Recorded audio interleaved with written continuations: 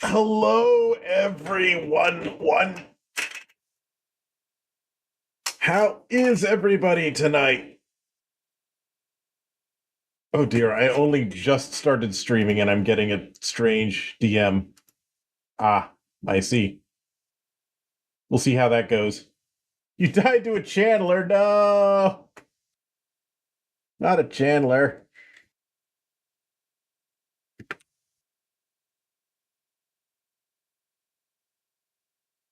Not a Chandler.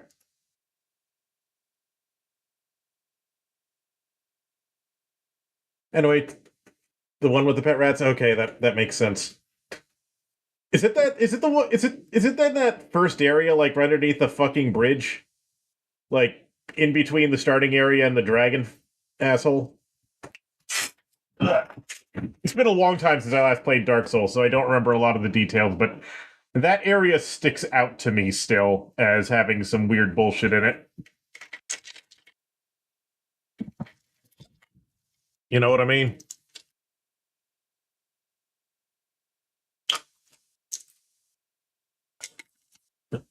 Oh, before Gaping Dragon. Okay, that's a different area than I'm thinking of. Okay. Fair enough. Fair enough. Yeah. GameCube. Okay, the way my... Okay.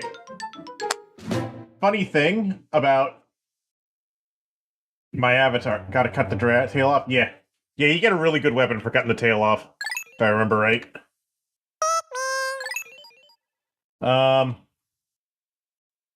So funny thing happened with my avatar. See, in order to get the throwing system working.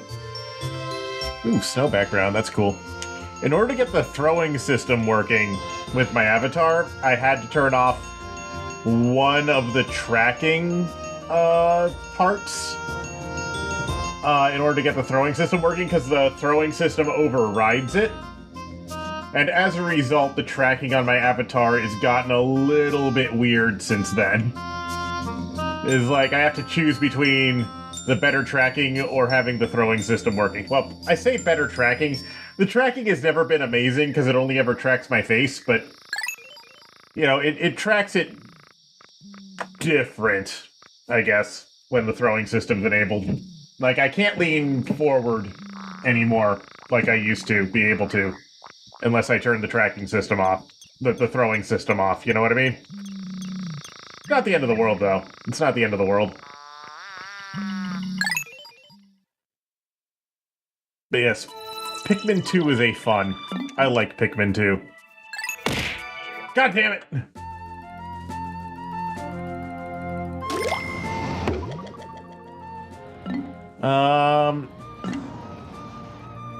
Yes, so a bicycle is actually one of the default objects in the Twitch throwing system. I've actually only added 2 objects to the throwing system thus far. Everything else is default. The only objects I've actually added were the RetroTink 4K and the RetroTink 4K model and the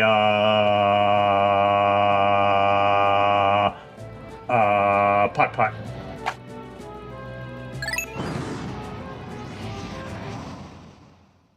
So yes, bicycle is actually one of the default objects. I'm hoping to eventually make it all, or at least mostly, custom objects. But, yeah, right now it's mostly, the original objects. I'm gonna keep the bike either way, though, because it's funny.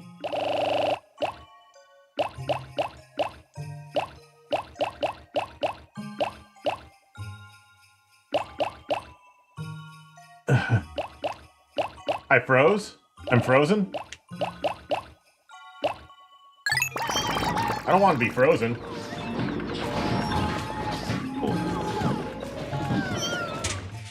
Wait, did my stream freeze? Oh, okay. Yeah. Don't scare me like that, man.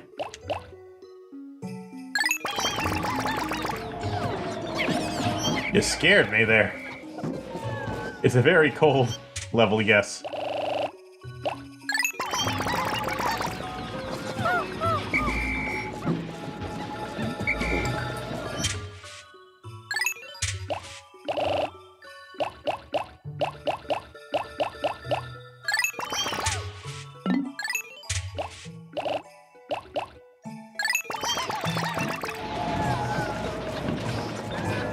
Sorry, I'm just grabbing my Pikmin army for the day.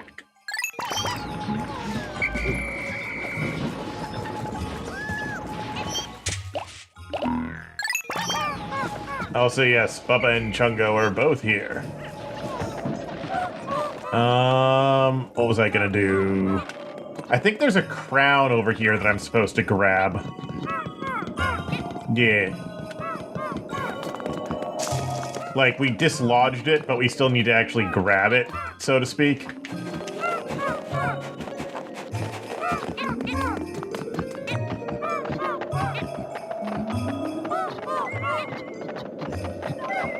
Oh.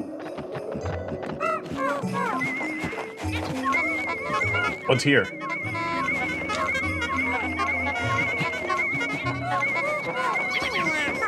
Oh, there we go. We've got it. Whatever it is, we found it.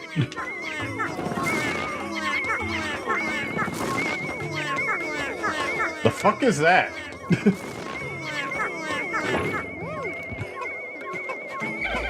Some sort of bulb thing. Oh, all right. But yeah, it's quite a cold level. Oh yeah. So, since the last time I streamed, I've heard about some of the weird bullshit that's been happening recently. There we go.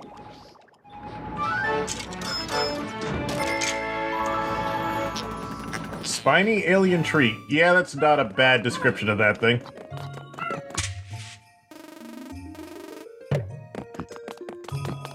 Where the fuck am I? Okay, I'm gonna send some white Pikmin to work on that.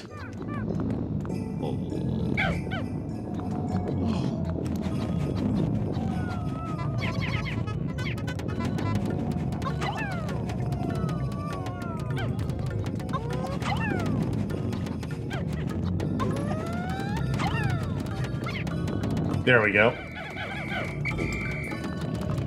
Gonna send the white Pikmin to work on that, and oh no, Chungo and Bubba have found each other. And okay, so we did not manage to dislodge this fucking thing.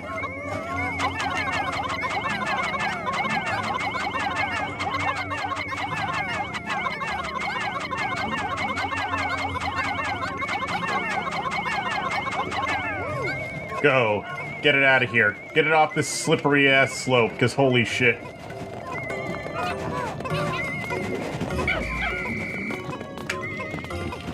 It is no longer on the snowman.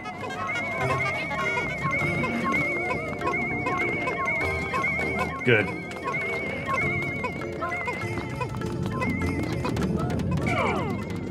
Okay, I'm gonna leave these guys over here. Is that Peach? It does look like Peach's crown. You're right, it does. Also, it is making very good use of,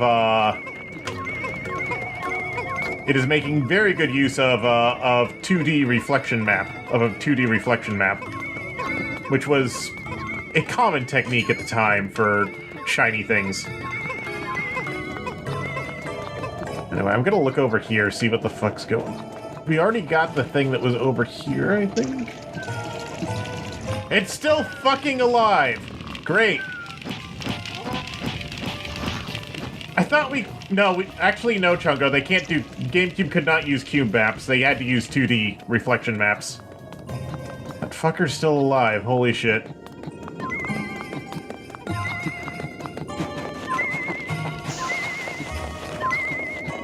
Oh, there's something up there.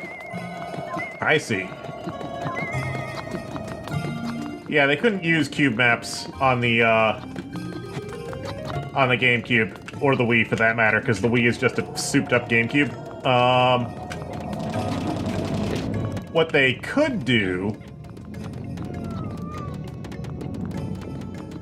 Where are the rest of my yellow Pikmin? They're probably back at base. Hold on.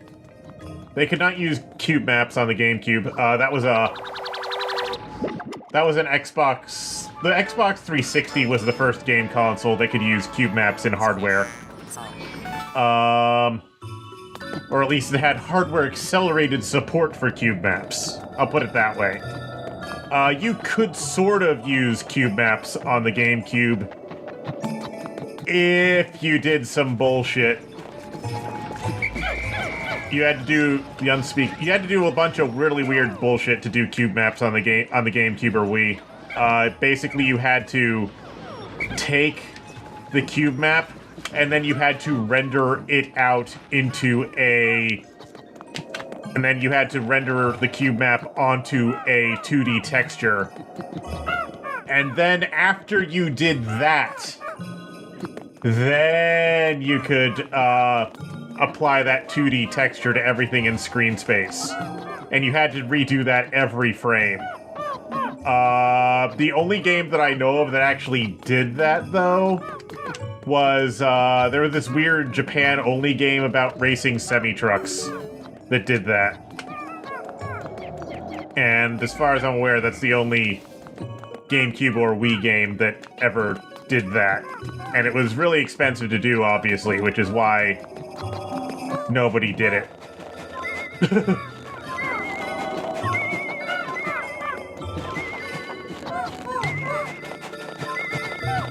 Fair.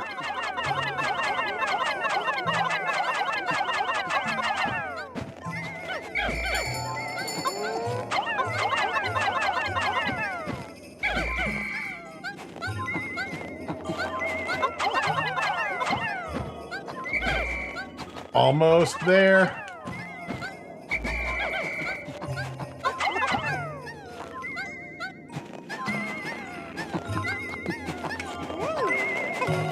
There we go. Holy shit. Is whatever the fuck was still over here, or do we even need to... I don't think we need to kill this guy anymore. I think whatever was over here we've already collected. Yeah, we don't have to collect anything else over here. Yeah. But yeah, honestly, it was not really worth it to use cube maps on the GameCube.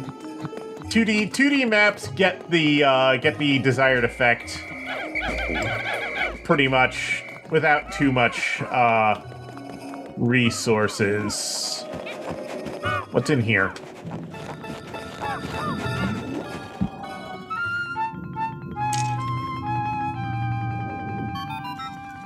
It's not a resolution issue, Chungo. It's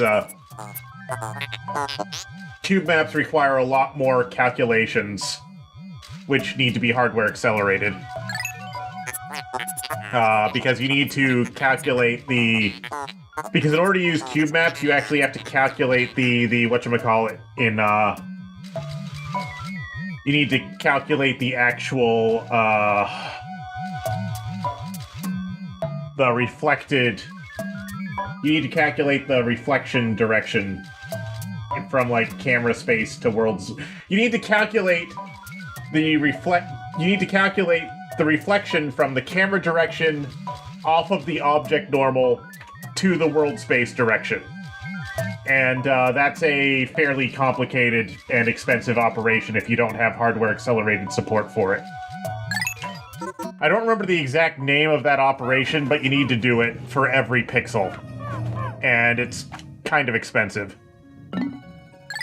Not yet. Soon. Let me get the rest of my party together first, and then I will happily do that.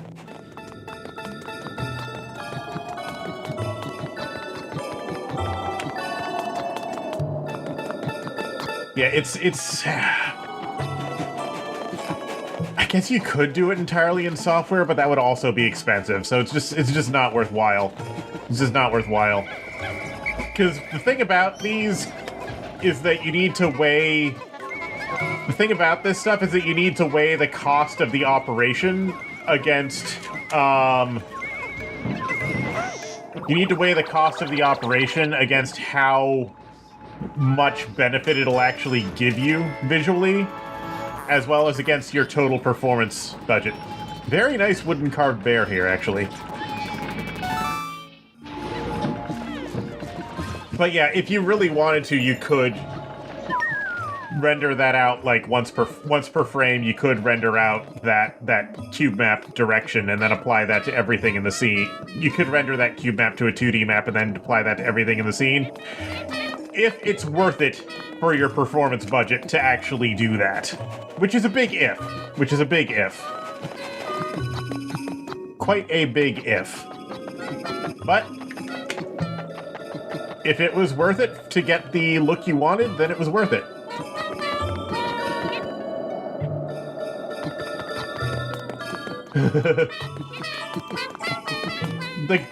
So the thing about that, Chungo, is the Wii's graphics processor is very much just a GameCube's graphics processor, but faster. It is still based on the exact same architecture and all that stuff.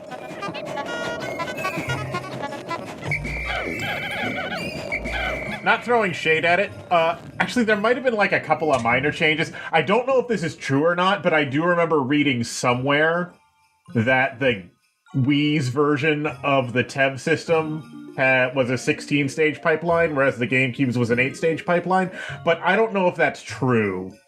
I just remember hearing it somewhere. It's probably one of those things where it's like half true depending on how you interpret it. Yeah, let's go down in there. Let's get in there! Let's get in there and kill things. Lots of things. Mm-hmm.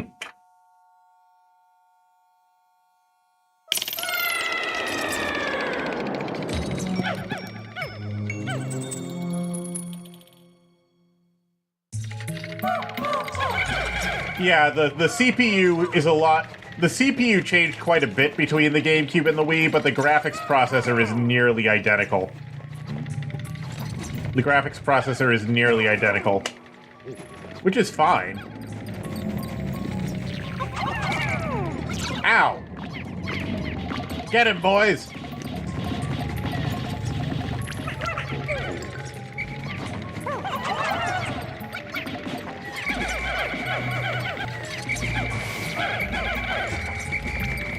Jeez Louise, that thing kidnaps the captains. I don't like that.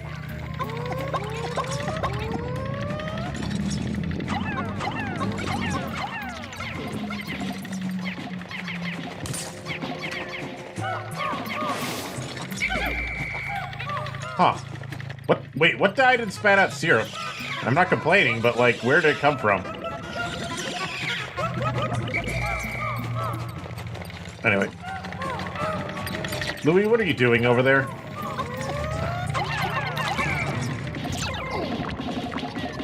Die!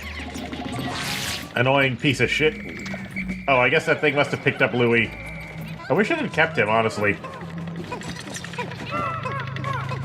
Yeah, the Wii was very much designed to be low power and cost effective, in stark contrast to both of the other consoles at the time.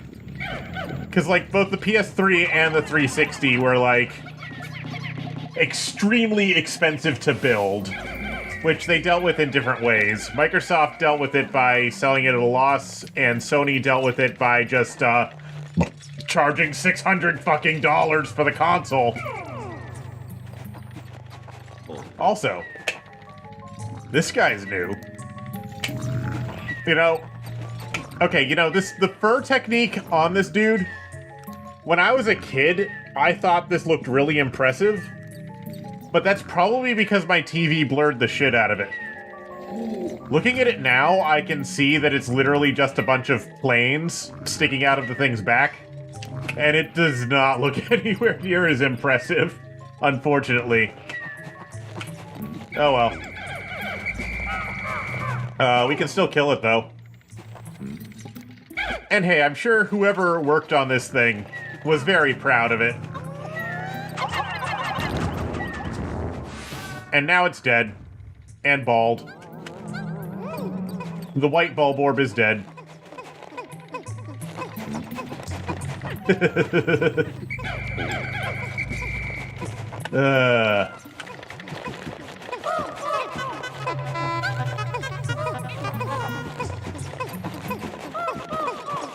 Yeah. Yeah, Nintendo, I think, was the only console maker that generation who was not selling at a loss at launch. But yeah, you can absolutely still make games look good with the level of tech that was available on the GameCube and the Wii. It was just a matter of, like, putting the work in. Because, honestly, most of the difference in visual quality from one generation to the next, well, okay, a lot of it does come down to processing power, but a lot of it also just comes down to, like, okay, where was I going with that? You can make things look good on weaker hardware as long as you're willing to put the work in, and most of what advancements in graphical power go to is not towards necessarily making the consoles, not necessarily going towards making the games look better per se, but instead towards making it easier to make the games look better.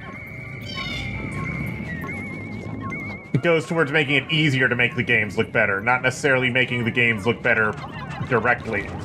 Like, yes, you can't, like, yes, it does go towards making the games look better eventually when there are things that you simply cannot do without that tech, which is quite a few things. But where that dividing line is does vary a bit.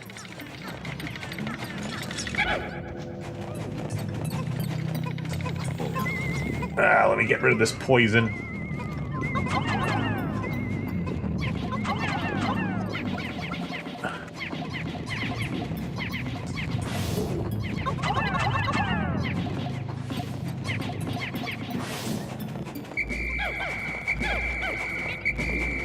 So, like,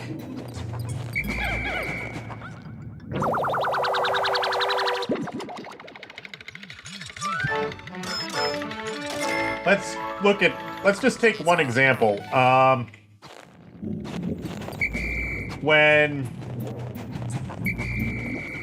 Let's just take as one example when per pixel lighting became an option that you could do. Or if it's even worth it to do per pixel lighting. You absolutely can do... You absolutely can do per pixel lighting, like... Well, okay, per pixel lighting will give you, like, nice sharp lighting effects from your light source, but you can actually get very Fong versus Fagora, yeah, pretty much. You can actually get very close to the look of Fong shading without per pixel lighting by just taking advantage of a few tricks.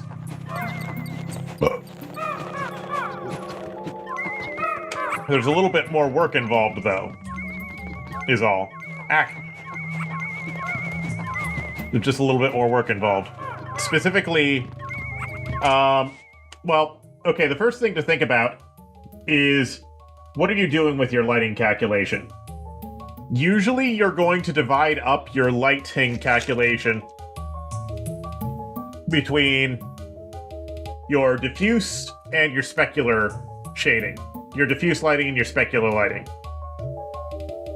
For diffuse lighting, you actually can't really tell the difference between per pixel lighting and vertex lighting most of the time. The diffuse color will look almost exactly the same. So you can actually do that, so you can actually take that shortcut to do the diffuse lighting per vertex and then do the specular lighting per pixel. And that by itself will save you quite a bit of resource, could theoretically save you quite a bit of processing power. In theory. Because the specularity is where you need the sharpness of per pixel lighting, not the diffuse. The diffuse doesn't need it. But that doesn't mean that there's no advantage to using... Goddamn. That doesn't mean there's... But what about the specular? You still need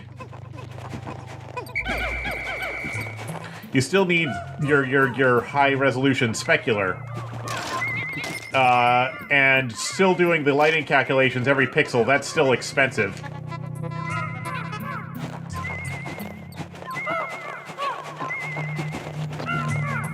I feel like there's a treasure up here.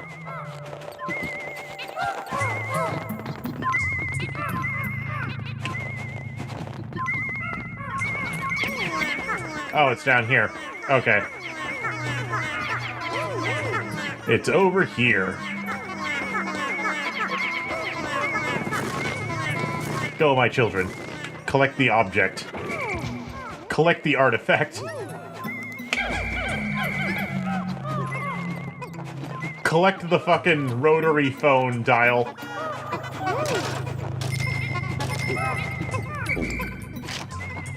So, what you can do for your specular light is actually, in order to save resources versus doing it per pixel, is you can actually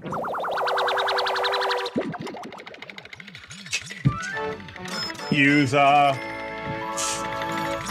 reflection texture. And actually, that's something that a lot of games started doing in this generation. Actually, they even started doing it in the previous generation, but they also did it a lot in this generation of consoles. You see it in a lot of games, where the diffuse light is per vertex, and then the specular light is done as a texture. Basically, what they did is, what do you mean it's this dungeon? What's wrong with this dungeon, Icky? What do you have against this dungeon?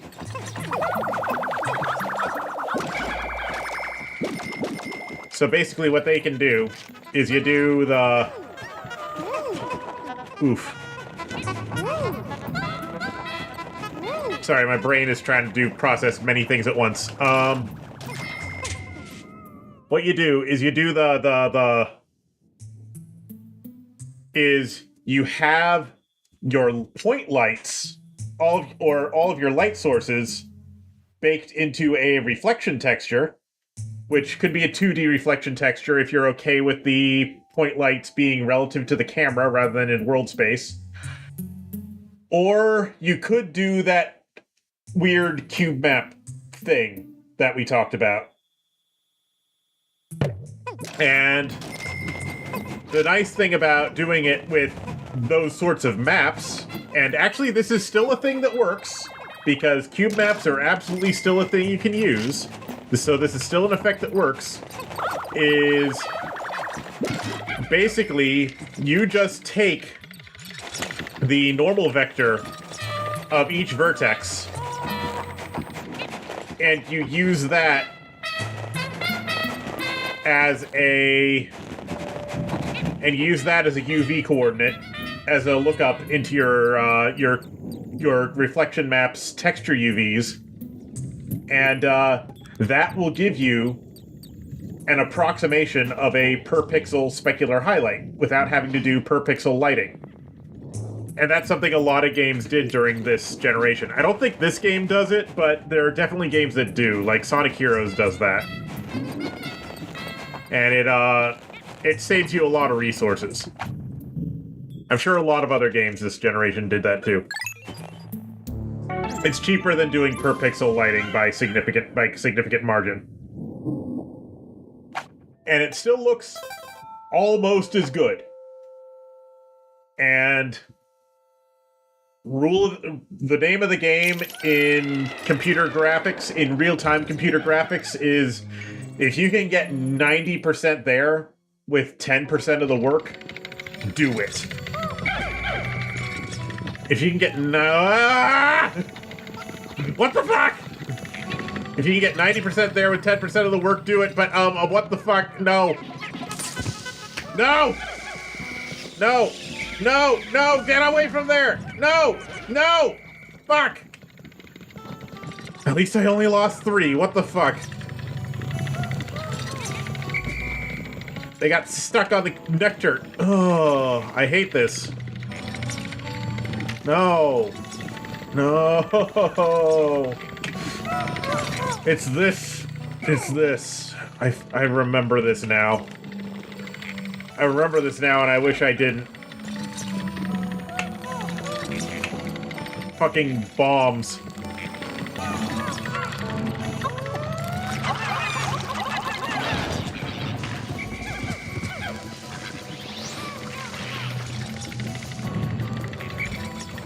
Why doesn't he die to his own fucking bombs? You, die.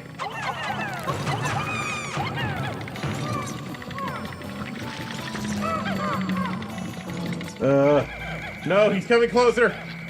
No!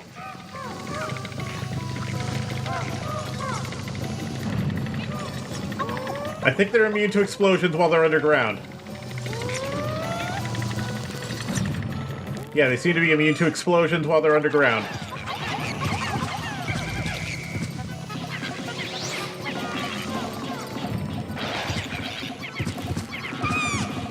Okay. Nope, get away, get away, get away. Ugh. Fucking bombs, holy shit.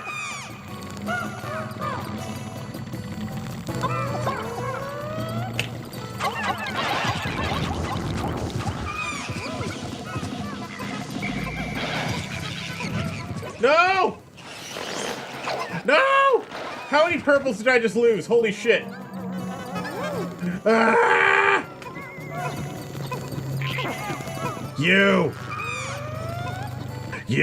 You did this. Oh shit. Did I just throw one off the... No, I didn't. Okay, good. Fuck!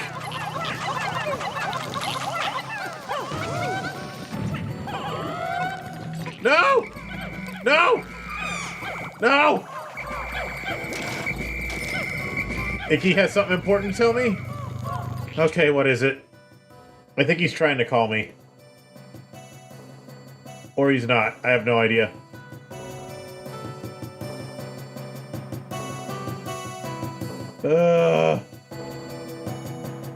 He is trying to call me. Yo ho, yo ho. What is the important thing you're trying to tell me, Icky? The subterranean complex is evil.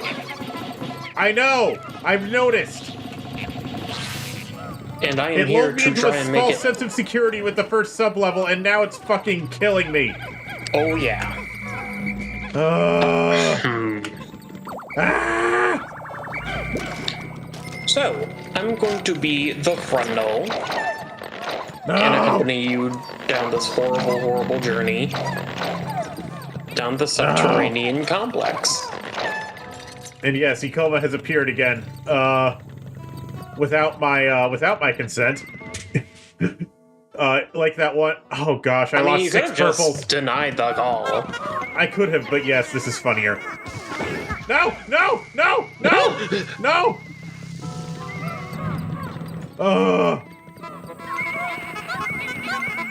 Oh my god. It's like the what's that one? What's that Persona meme? Or was it Persona or was it Shin Megami Tensei?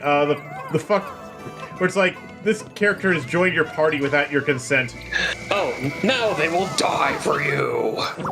No, not that one. They join your party without your consent. It sounds like something from one of the original Shin Megami Tenseis. No, it's actually from the recent one with the long-haired femboy character. Oh, SMT5? Yeah, that. I have no experience of that one, so I would not know. Fair enough. Anywho, if you have a moment, I would like to see Dusk Run. Okay, fine. Because, again, this is one of the most notorious dungeons in the game. There's worse dungeons in this game. It's just this is the first one that's like hard. This one is notorious, and you'll see why eventually. I'm yes, sure. Yes, that too.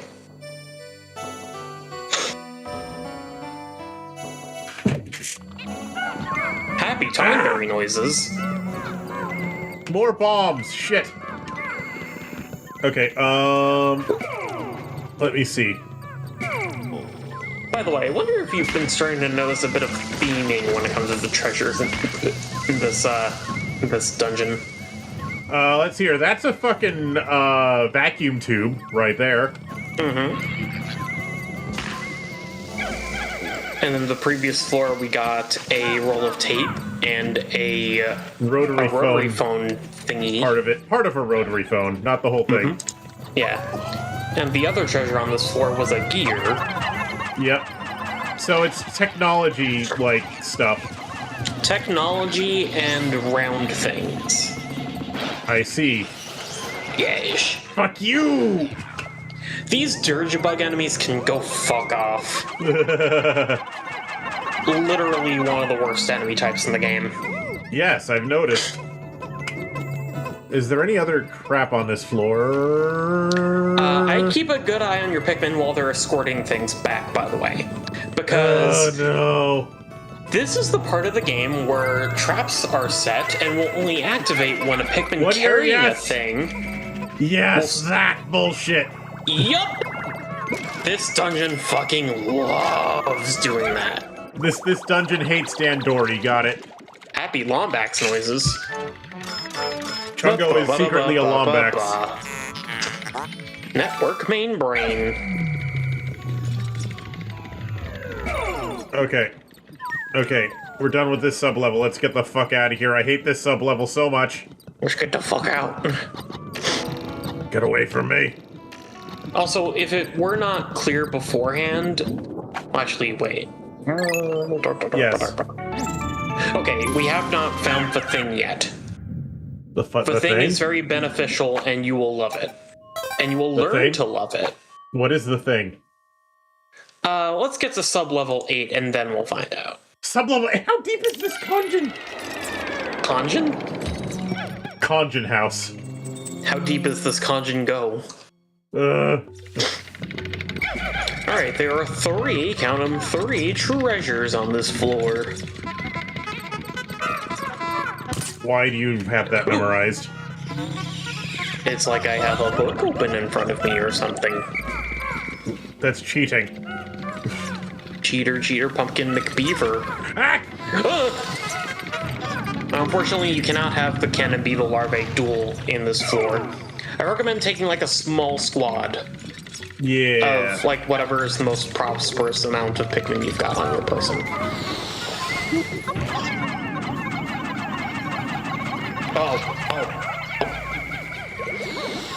Oh shit. Okay, they just fell off the fucking map.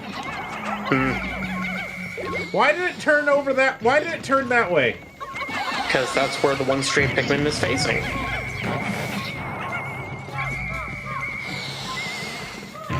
Hate. The Conjun. Oh.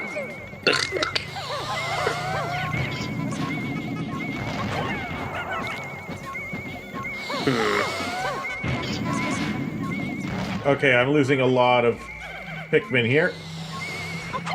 You know, maybe taking around like 1 or 2 purple Pikmin might not be a bad idea in this case. Holy shit, he's still alive somehow. Oh my god, he's still alive. Let's see if that lasts. Yes! It does! He lives! Bubba just had a dumbass idea. What is the idea? What is your idea? Yeah, just let Steve over there take care of the one fire jet. Keep an eye on your picks. Treasure them. Follow them. That one's already dead. Is it? Okay. Omaiwa Moshinderu. I want to make a Zelda-themed commander deck. Commander deck for... I almost read that as a Charmander deck. Oh, for Magic the Gathering? Super strong stabilizer. That would be cool. A Zelda-themed Magic the Gathering deck. Drink up, kids. Charmander deck, yes. Not even like any Charizards or Charmeleons or even Mega Charizards, just Charmanders. The fog of war is I'm gonna try using my purples. Bring along the reds as well. Hold on. Or you know what? Bring along the blues. Or whatever. Okay. Bop. Oh, recall them. Oh, ooh. Alright, they might be slightly too heavy to fling off properly. Ah! I'm as scared about this game as you are. He may have style. He may have grace. But this ninja has one hell of a face. Is that why Kakashi always wears a mask? Ooh. He's Very stunned. nice. He's stunned. Yep, he sure is. Oh no! Okay. You almost got him. Just like 1 or 2 direct hits should do it.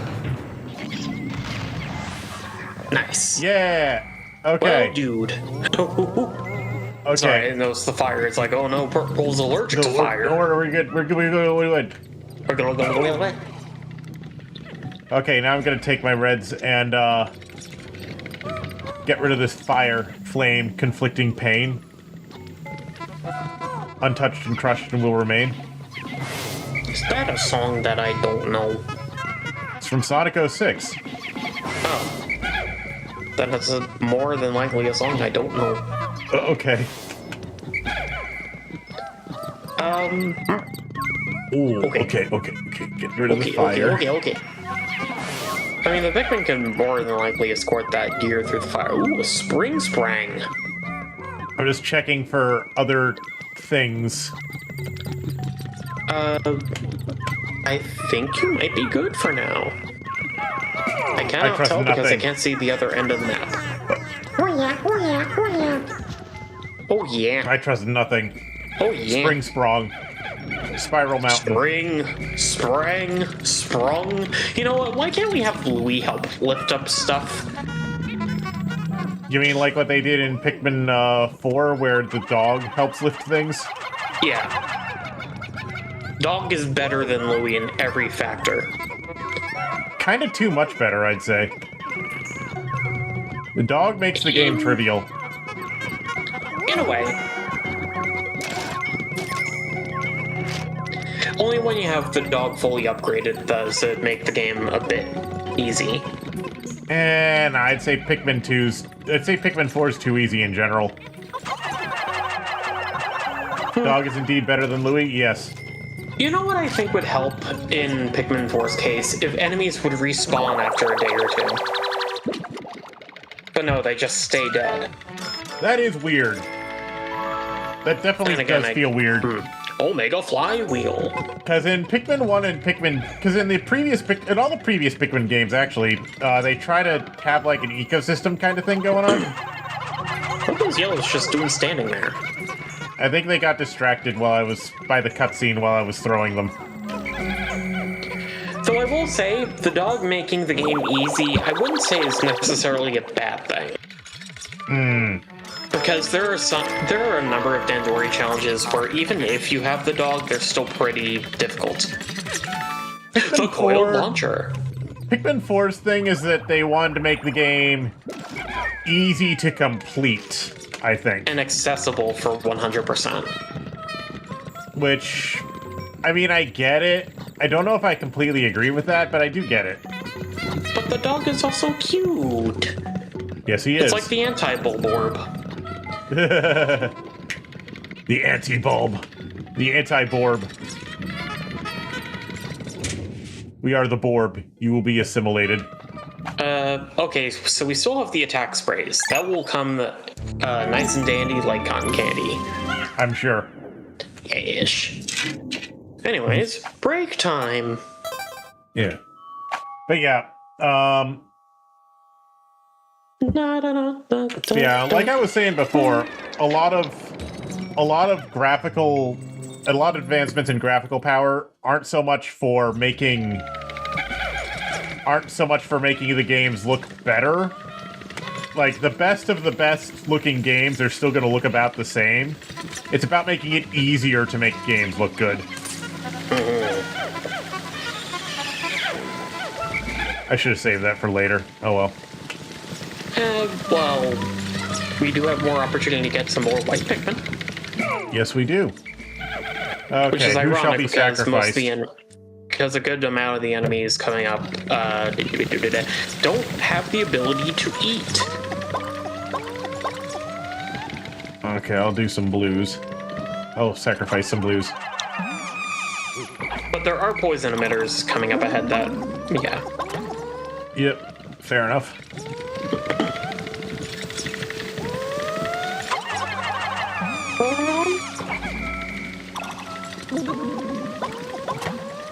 And then I'll sacrifice a few yellows as well.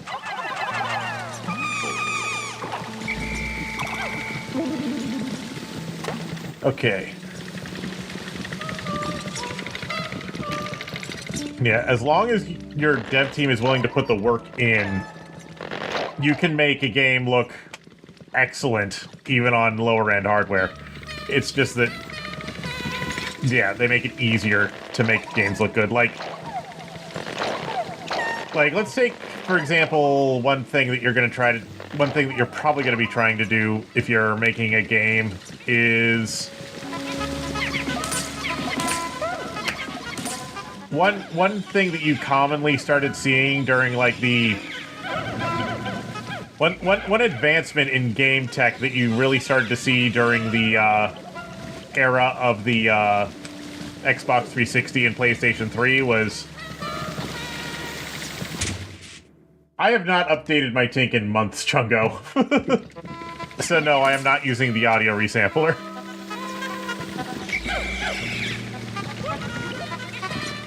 Man, all that sweet juice for literally just one Pikmin.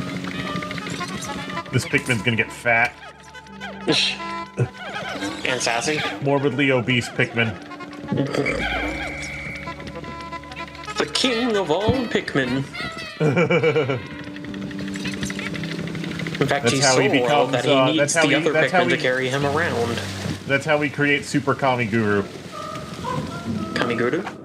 Super Kami Guru.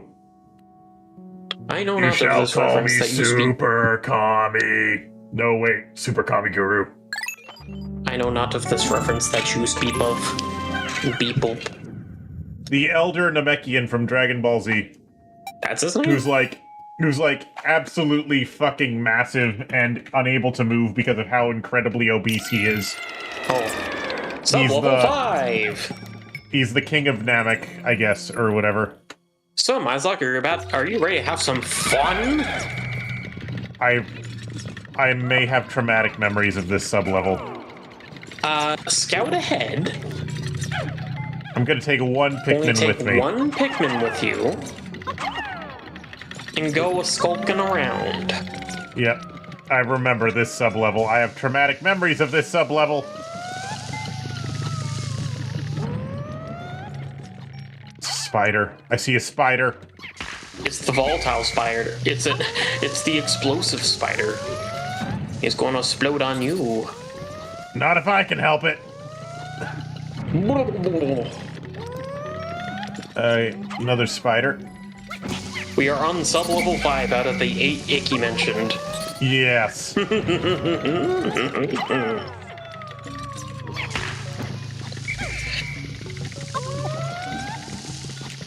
Janice, the yellow Pikmin, get back over here.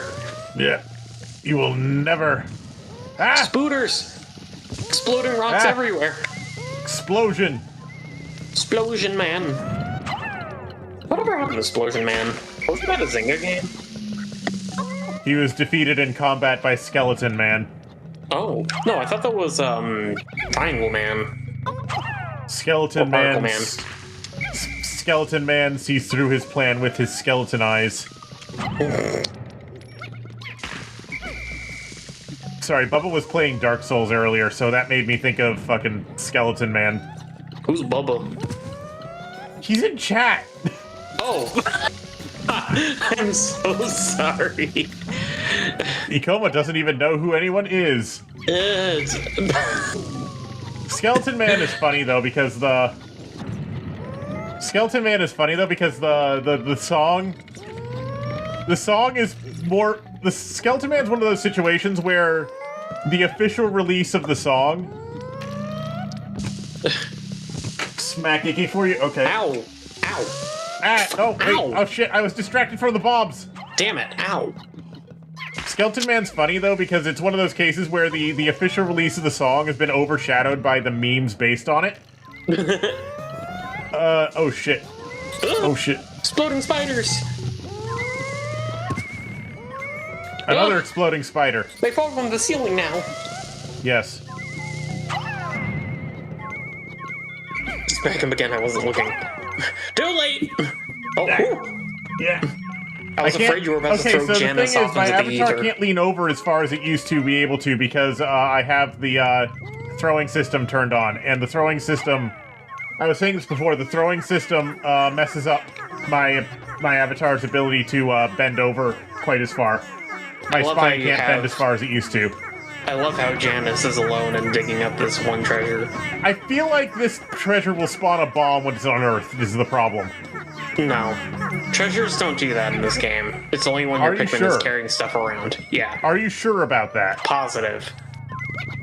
Like, bomb rocks can't be unearthed, necessarily. They can fall down. I didn't mean unearthed, but I mean, like, I feel like as soon as it's unearthed and the Pikmin starts carrying it, it'll... Yeah, so unfortunately, Bubba, I cannot lean over far enough to smack him anymore. I'm sorry to say. Throw something at Icky for not punishing him.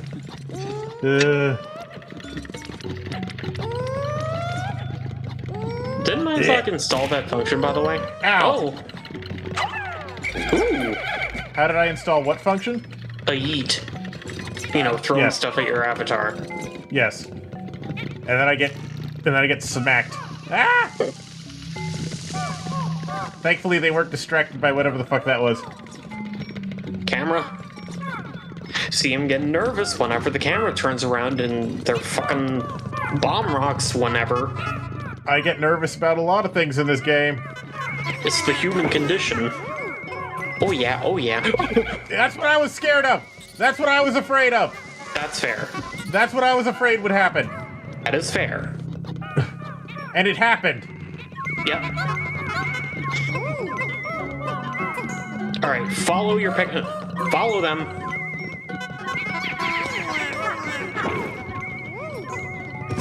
Ah! Oh shit, there's... No! Steve! That bomb rock just fell into the ether. I saw that. We're fine. We're fine, I think. Remember, keep an eye on them. Right. Okay, they should Well, those ones be made it back good. fine. Yeah, they should be good now since, like, no more spiders have spawned. Ah. The mystical disc. Oof. A lot of circular things here. That's fine by me. Circles are fine. We're not in Minecraft. Could you imagine the final boss of Minecraft ever being a circle? Spherical dragon in a vacuum. No, just spheres. The final boss. Oh, All like these squares make a circle. Oh, like what happened with fucking whatchamacallit? Yes, I think that's everything. I hope maybe. The adamantine girdle. You're supposed to wear that around your waist like a hula hoop? Yes. Okay. Like the Jetsons, yeah. Whenever I think of all the... Icky, I'm surprised you know the phrase, all those squares make a circle, because that's also from Dragon Ball. I've heard it in memes. Okay. Also, is that thunder I hear on your end? No? No. I heard a rumbling. That might be me moving my chair around. Okay. My chair is a roller chair and it's on hardwood. I have a rolly chair too. Yes.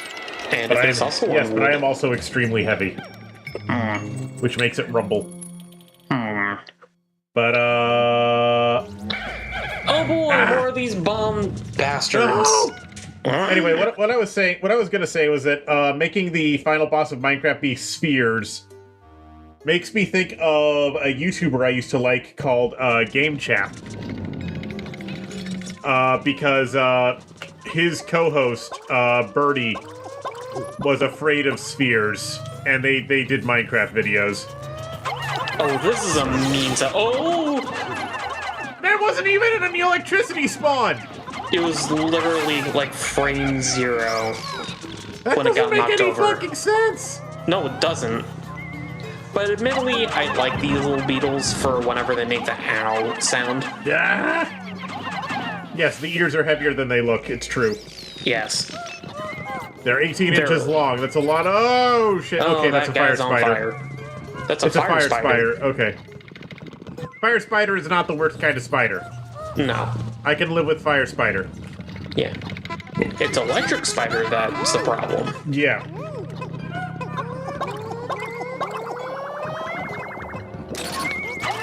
I do not look forward to when we have to deal with the final dungeons in this game.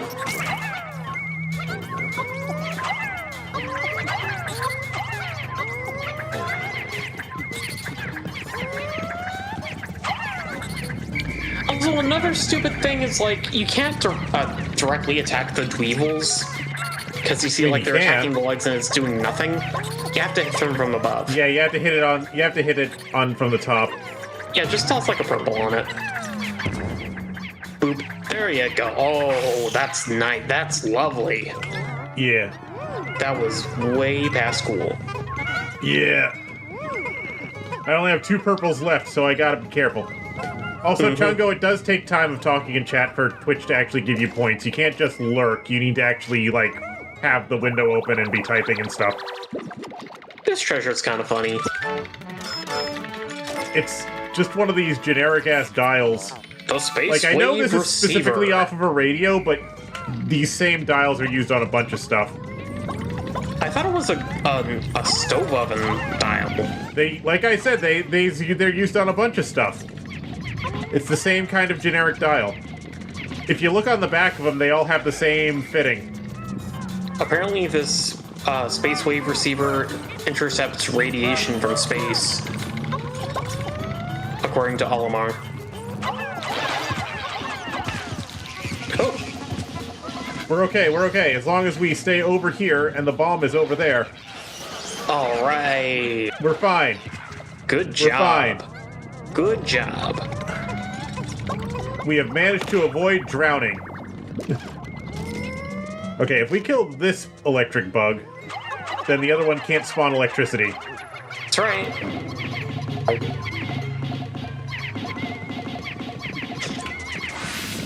Which means it's now safe to use white Pikmin over here.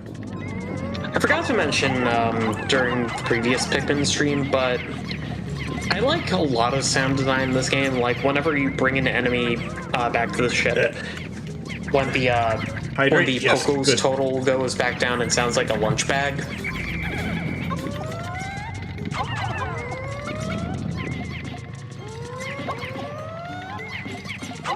Leave the anode beetle alone. He ain't harming nobody. Even if he did try. He must die. It's just Harmless. a tiny little ladybug. Harmless does not mean, okay, harmless does mean harmless, but...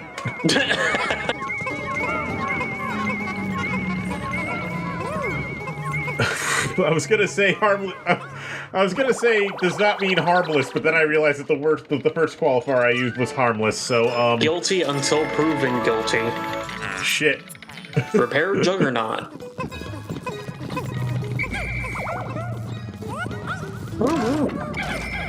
Yeah.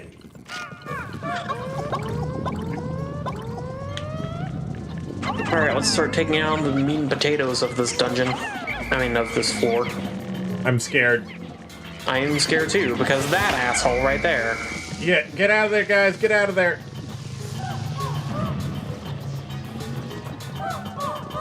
Wouldn't it be great if you can activate bomb rocks, or like have the Pikmin pick them up and throw them at stuff? You mean like in the first game? I mean like in the first game, and the fourth game technically. Well, in the first game, they're a pain in the ass because it's really easy to accidentally kill your own Pikmin with them because they will just randomly decide to do that. True. Like if you send a command, if you phrase a command wrong, they will just drop the rock where they're standing and kill the whole squad.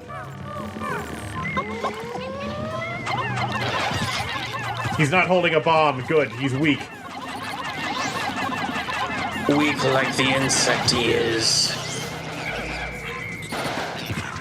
Good. I think this is our first our first encounter with munged weevils. Shit. Also, I find it funny that dweevils technically act like they're wearing hats. Hat. Hat spider. Spider. They like hat. to wear hats. Kind of like certain types of crab, actually. Which take like sea anemones and they take sea. Oh my god! I really do not like this setup. I do not like that. The electric beetle's next to a poison spider and a fire spider that can't get rid of its stupid hat. Just I'm scared. Maybe leave that hat alone. Yeah, but that one that's right next to it has a capacitor that I need, or a vacuum tube, or whatever the fuck it is. One. Oh my god. Ooh.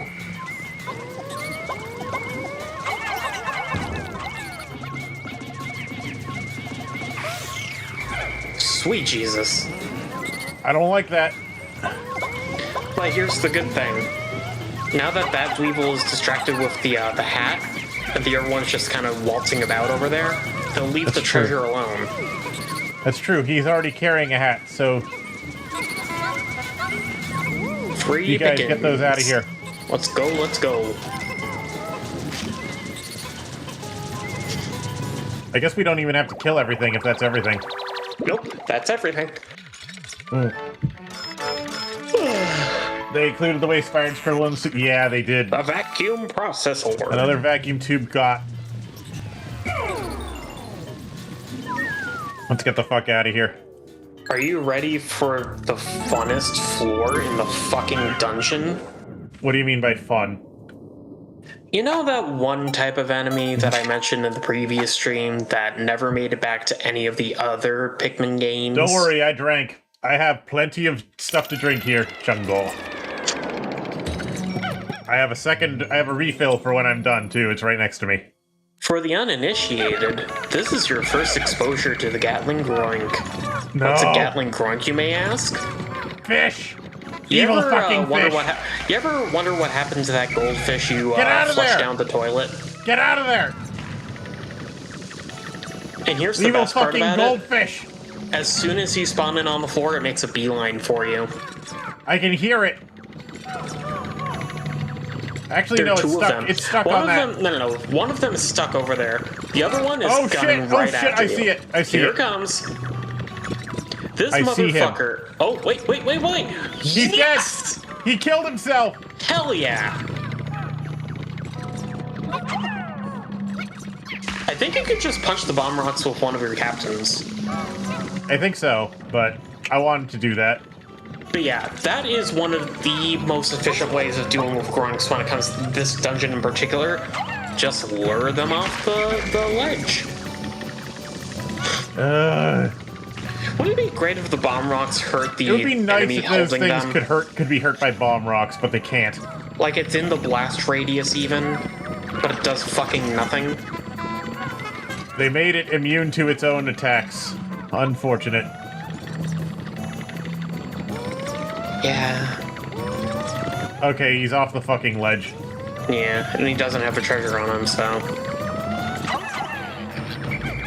Oh, Run! Nope. I don't trust leaving my Pikmin unattended when this guy's around. Yeah. This guy makes unsolicited phone calls and expects you to pay for it. He's a collect call motherfucker. Hi, I'd like to place a collect call. Call 1-800-CALLATT, free for you and cheap for them. Was that a commercial? No! Oh. Ah! What the fuck? I just suggest resetting this I'm not going to reset. Fuck you. How did it? But that bomb exploded faster than they're supposed to. It did. What the fuck happened there?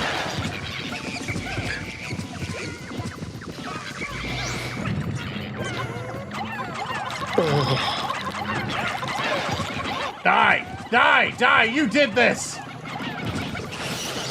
You did this! My deepest condolences. Like, holy shit. I don't get sad, I get angry. I fully understand. Get away. No. Why are you standing there? Why are you just standing there? What do I even have? Okay, I still have some whites. Okay, I still have a few things. He's facing away. That's your chance to go for him. I'm just activating these bombs so I don't have to worry about them first. I highly suggest you leave the Pikmin behind and just detonate the bombs yourself. We're good.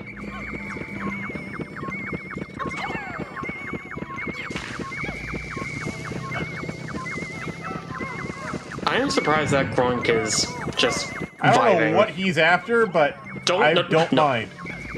I was afraid you were going to attract its attention, like, now that you're in its line of sight. Wait for the bombs to explode. Yep. It's yellow time. Fire at will.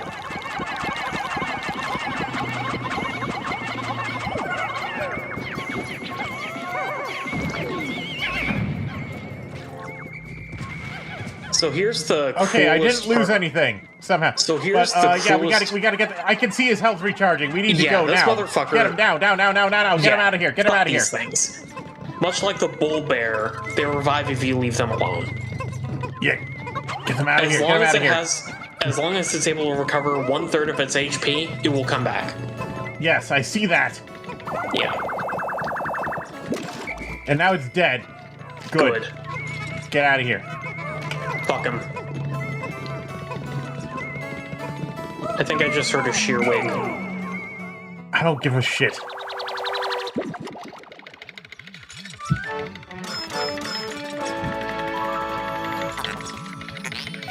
Indomitable CPU. I don't give a shit. It's treetop applesauce. Get on the fucking thing. Why are you trying to run off the fucking stage instead of grab the thing? Because they're stupid. What are they even being attracted to that's off the fucking ledge? I don't know. Whatever. And Louis is doing absolutely nothing to help. Oh shit! Oh shit! Run! Okay, we're good. This dungeon is a heart attack and a half. Yes. No. Why are they not? Okay. Because you're disbanding your them. Pikmin right next to an object, they should be attracted to the object. What is happening? Or you could just guide them like that. I guess. But it's like, it's convenient being able to tell them, like, hey, do something here. Yeah, but it's like... I don't fucking know. Ah!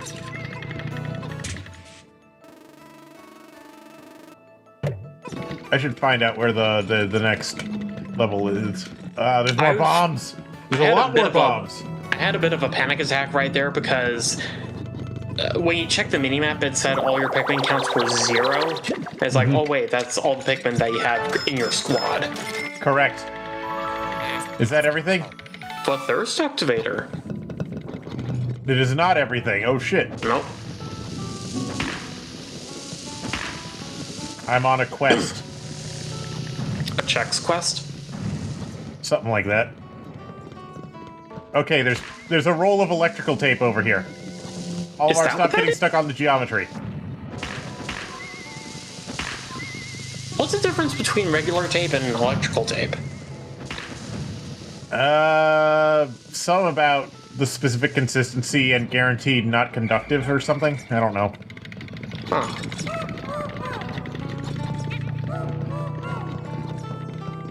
I don't know, man. I just sell this stuff.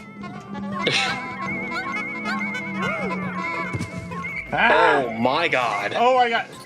Before he got there, I saw him I could see him like spasming out in the background before he fell on the thing. It's like it just got catapulted from way below Yeah, and just fell I on saw top him of like you. over in the corner there, like flickering in and out of existence, and like he was momentarily trapped in some sort of strange hell dimension.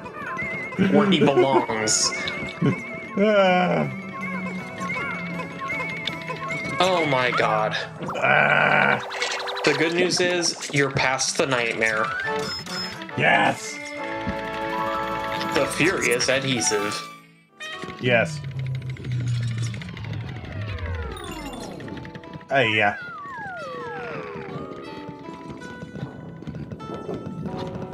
Now, you ready for your reward? What do you mean reward? By this time, I mean it.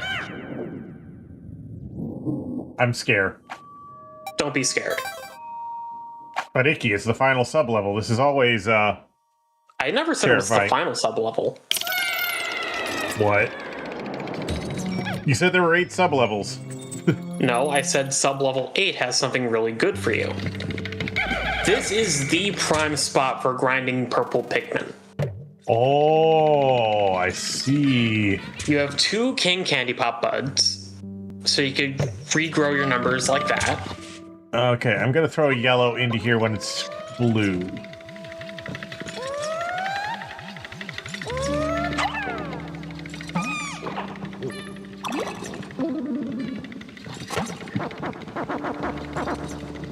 And there's another Perfect King spot Candy for Pop grinding over there. Reggies. Reggie Fils-Aimé is a purple Pikmin, confirmed. Oh, okay. He used to say... And I have no questions about that. What are you doing? Being up at I know night. you were just born, but come on. He's bored! He was just born and he's already bored. Interesting. He has attention deficit, don't give me a book.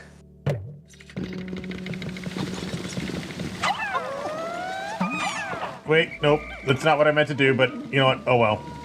It's okay. You can use some of the A surplus to yellow get is some also purples. good. A yellow is also fine. Yes.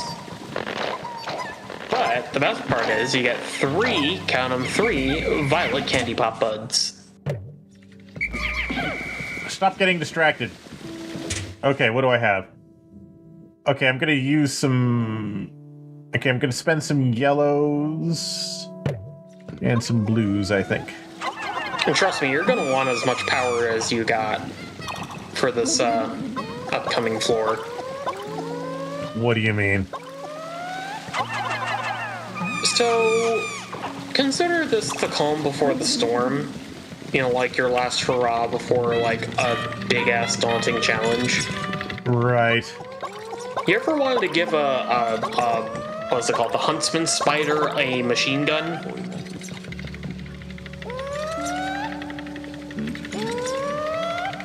I know what you're talking about now, and I...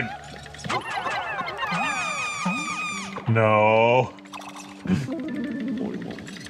Now I know what I'm in for, and I regret everything. I regret coming here. You have 5 red potions. So you could, power up your little guys. Oh. Make sure they aren't lagging behind as much. Right. It's fine. It's fine. Again, we're getting a lot of power with these purple Pikmin. Stop getting distracted. And if we need more later, we can always Hello, just... it's Veda. How you doing? if we ever need more purple Pikmin, this is the prime destination to get to, because get this. There's a geyser in this room. It's guaranteed to... Yeah, so you could just, like, speed through the first 7 floors, get here, and just rinse and repeat until you have as many purples as you want. I see that. Yes. How did you get stuck there? Got stuck behind a wall. I hate how they get stuck behind walls. They're babies. They got leaves for heads, see? I have higher expectations for my employees. They're grown adults. No, don't go out! Oh, you're right. Oops. I forgot what I was doing. I am playing Pikmin 2, and Inikoma is also here, and I'm not sure why. I am the co-pilot for this Adventure. I didn't let you in the cockpit. How did you get in here? I don't know. Get out! Welcome to the boss floor. What's the boss? A very angry spider. Okay. Allegedly a spider. It's the man at legs. Attack! Run! Run! No! Yes! Okay, One maybe I should have shot of run. that gun will kill your Pikmin in an instant. Maybe I should have run.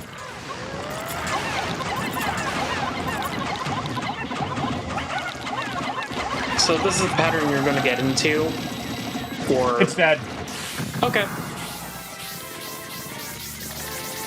Yahoo. I was thinking I could one-cycle that, but I wasn't able to. Still, you're able to two-cycle it, so that's something. Yeah. I like the yellow Pikmin just sitting by is like, whoa, did you see that? Mm-hmm. What happened? Everything's dead. That's what happened. Also, Talon says you're a Pikmin. I am a Pikmin. How did you know? We just gotta put a little flower on top of your avatar. Oh no. Okay. Okay. Us dead. You Chungo redeemed Break the Colors, so that's what I'm doing. Oh boy. Let us fuck up the Pikmin colors.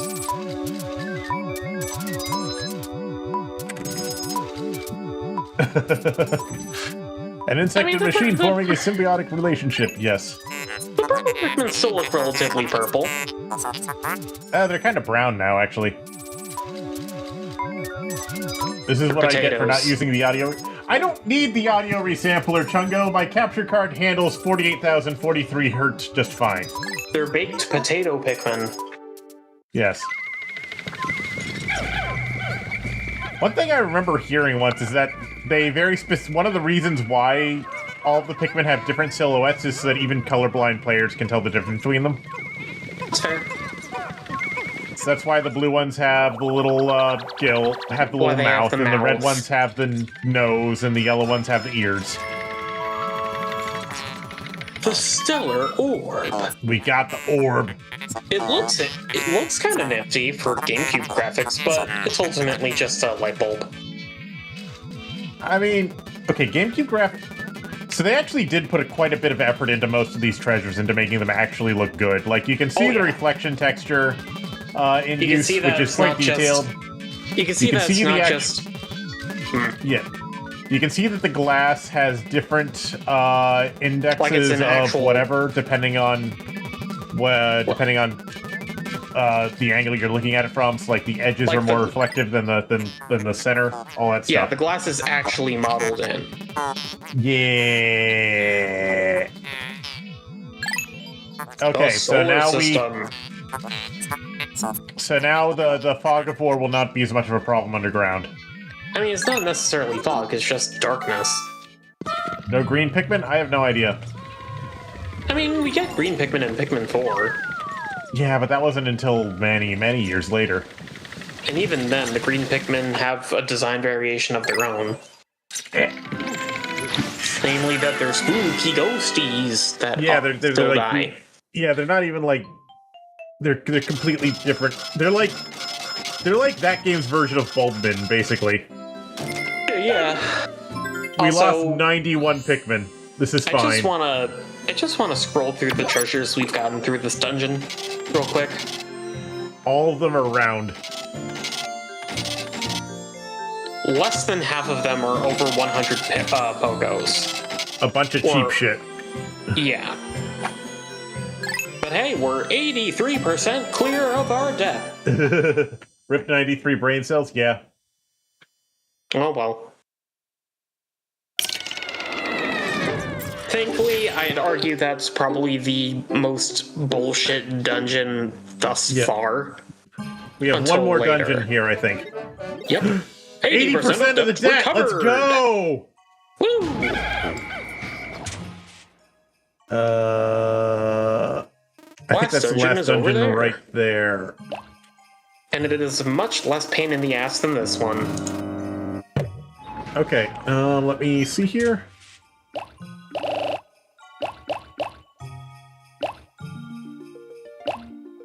Um...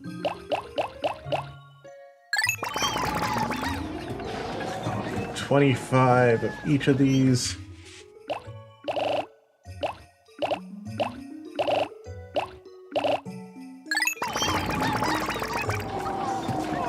And then...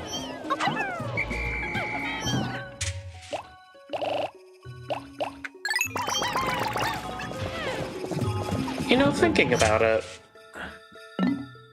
red Pikmin are immune to fire, yellow Pikmin are immune to electricity, blue Pikmin are immune to water, white Pikmin are immune to poison. Why aren't purple Pikmin immune to explosion? Because that would be too overpowered. Purple Pikmin are already too strong in this game. Well, explosion attacks kill everything, much like electricity. Yes. Purple Pikmin are already too overpowered in this game. Making them immune to explosions would be just too much. But at the same time, you don't get as many purple Pikmin as the others. And? Unless you actively, like, grind for them. Which you have to do in order to get 100% in this game. Yeah. Because you need 100 purples at one point. Treasure. Straight ahead. Yep. Yep. Why am I missing a Pikmin? Who's the last one?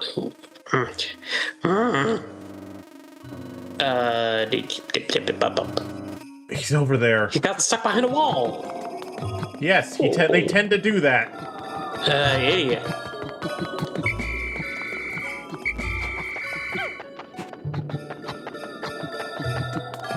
He got stuck with a bar of chocolate. Got distracted by a candy.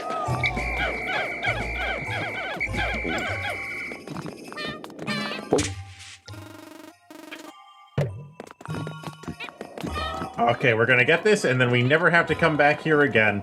Nope. What is happening? He got lost. Is it the same fucking one? I think it is. Okay, I'm taking you with me. Why'd that one follow you? I don't know, they do that. Sometimes they don't. Sometimes they decide to follow you anyway, even after you disband them. They consider you personal. They want to be with you. Sometimes a Pikmin randomly decides, you know what? No, I'm not going to leave the party, actually. So often I find myself, like, repeatedly spamming the disband button. The final cave of the Valley of Repose. Okay, now I'm hearing thunder on my end. Let's go. It's a me. Let's go. Come on, children. I'm the Mario. Eat your arms and then again. I am God and let again. Merry Christmas, by the way. Oh, ho, ho. Why is it Merry Christmas? Because all the treasures in the Frontier Cavern are Christmas themed. What the fuck? Yes. The farting bug!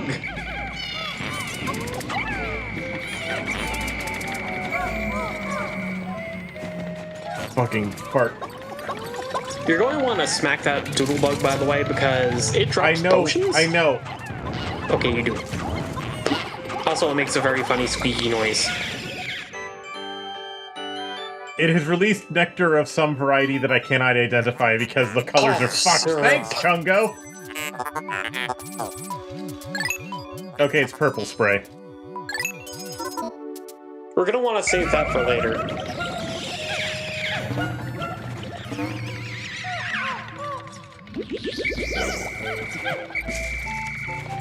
Ay, ay, ay.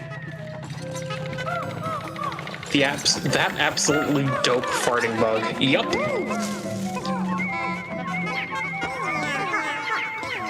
Okay, my Oh, children, yeah. go forth, grab this piece of shit, whatever it is. Grab the thingy. See what await.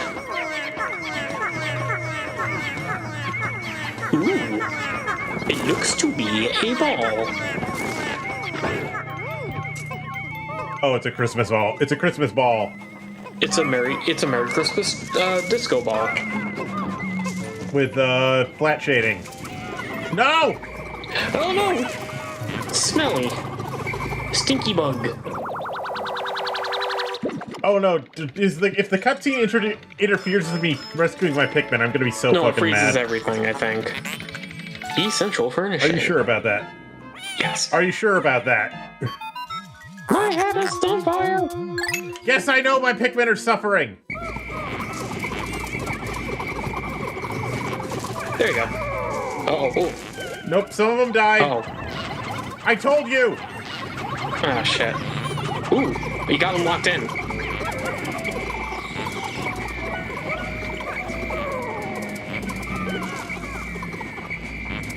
Fuck! I hate these So many things. stinky bugs. And on Christmas, even. I hate it. I hate it.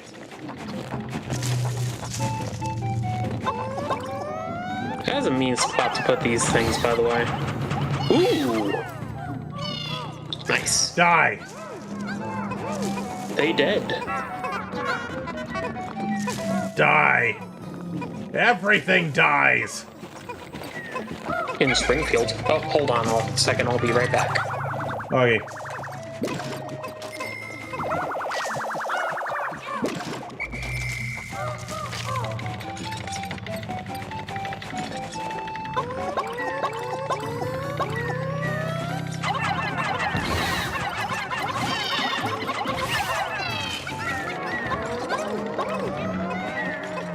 And now I'm gonna kill these big ones.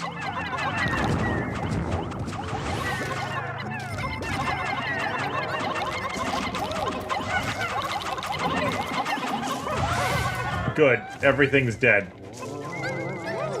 And with that, I'm gonna BRB as well. We'll be right back. Do-do-do.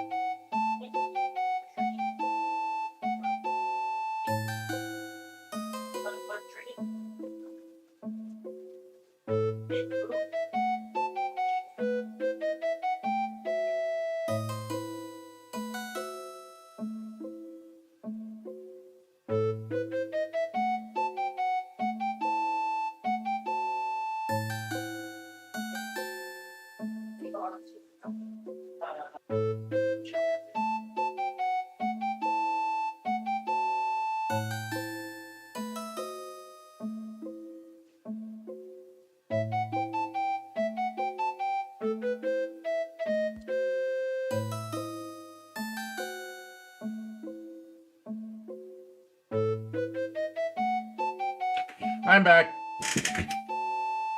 Probably. Maybe. Anyway, let's get rid of this stuff. Anyway, so I was thinking. Anyway, well, not thinking, but like, I think what I was getting at with like all this like stuff about talking about like graphics and so on is that a lot of work over the years has primarily been about, like, a lot of advancements over the years have primarily been about like making game development easier so that just making it easier so that it's less work. Because like if you listen to like game publishers and so on talk about like game development and stuff and how much work goes into it, a lot of people in the industry will talk about how the biggest challenge is just that for a long time, your artists have to know, in order to get the most visual quality out of a game possible, your artists do need to know, ooh, this is nice. Essence of Rage. It's probably red. It's probably red and it looks green to me because of the fucking color filter.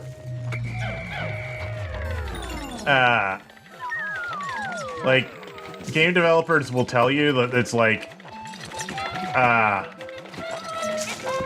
publishers and all that stuff, they'll tell you that the biggest limitation is that you can't have just the art team and just the programmer team working on their own.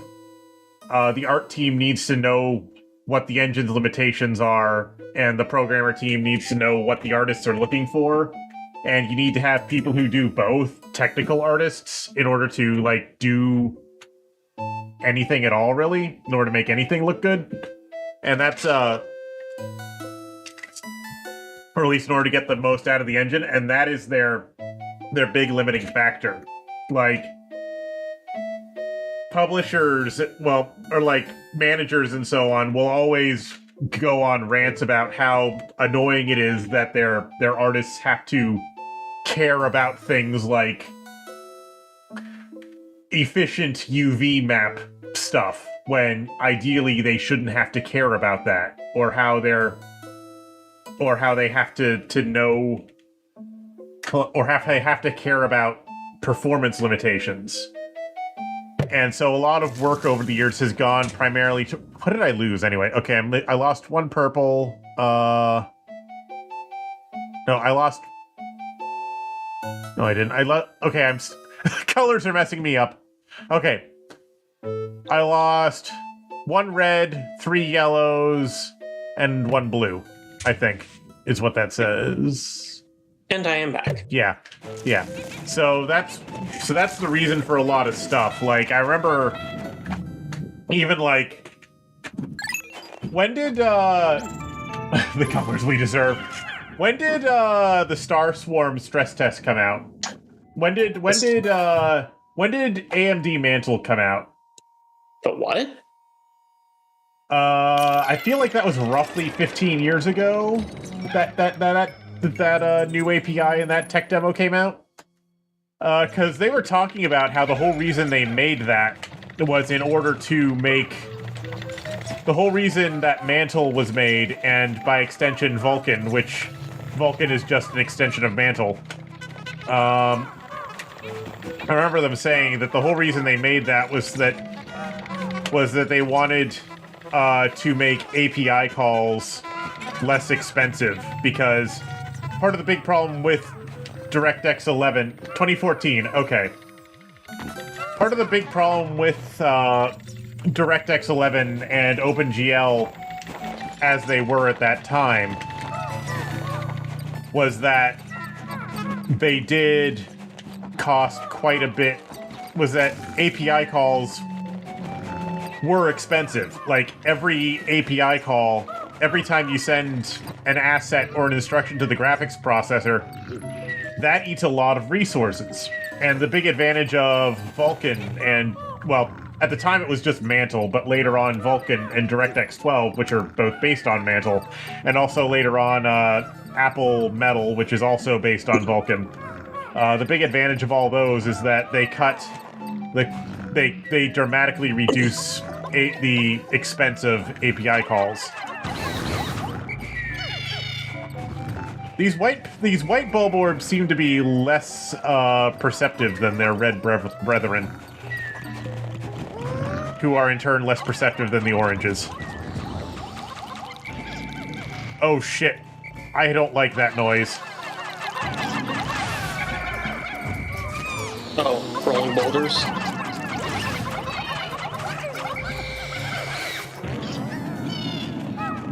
Oh, it's following me. It's following me. It's a decorated cannon beetle. No, it's a red. Yeah, leave your little squad behind, and then... I'm gonna bring some Why are you here? You can just redirect the ball towards the guy. You're right, I can. I forgot. Hi there. Hey, you dummy. Come on. Probably gonna want to give him some room to throw the boulder. Okay. Why don't you just eat the boulder? Boop. Right One more. Right in the One butt. more try. Where you go? Where you looking, man? Where you looking? Who are you staring at? Okay, now you're There dead. we go. I lost a few dudes to that, but not too many. You only lost one dude to that. Yeah. But yeah, so anyway, the idea of making API calls less expensive is that you can the whole thing they talked about, like the developers of Starswarm were specifically talking about how one of the big advantages of making making API calls less expensive, making draw calls less expensive, was that their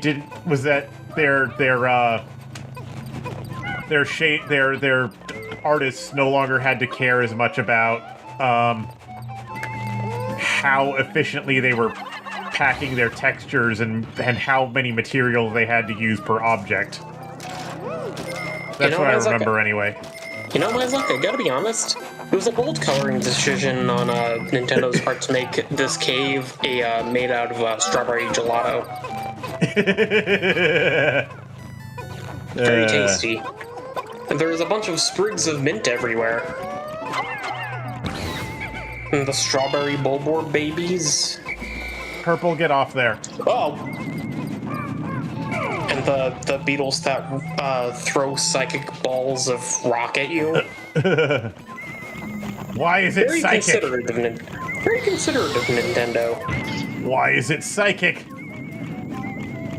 I assume it's like a baby inside the rock directing it. Okay, it's dead. Useless ass psychic powers. Don't ask how that makes like a sense, because it doesn't. It won't. Correct.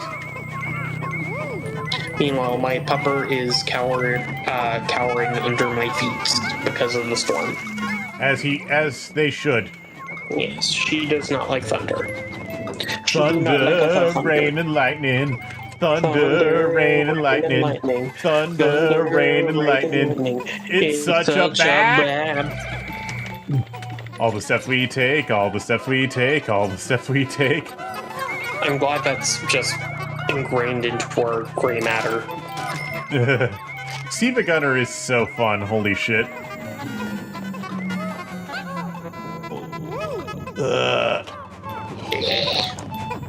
Good. A present! So, compare to the previous dungeon, how's this one holding up for you? You brought me a present? The joy receptacle. Yes. Oh. You know, to Hokatations, that might as well just be like a minimum wage house.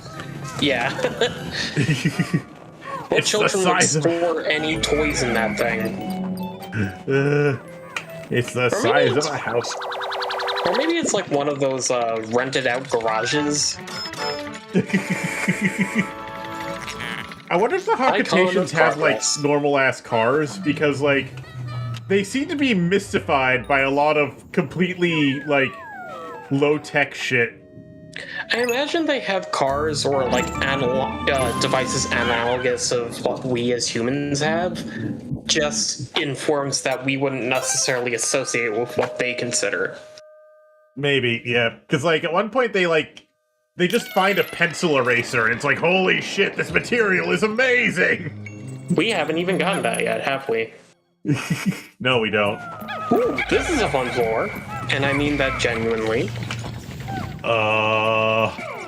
Wait, do I? Hold on. No, I don't. That was a mistake on my part. Oh shit, oh shit, oh shit, oh shit, oh shit, oh shit, oh shit. Bear. Oh shit. This big motherfucker.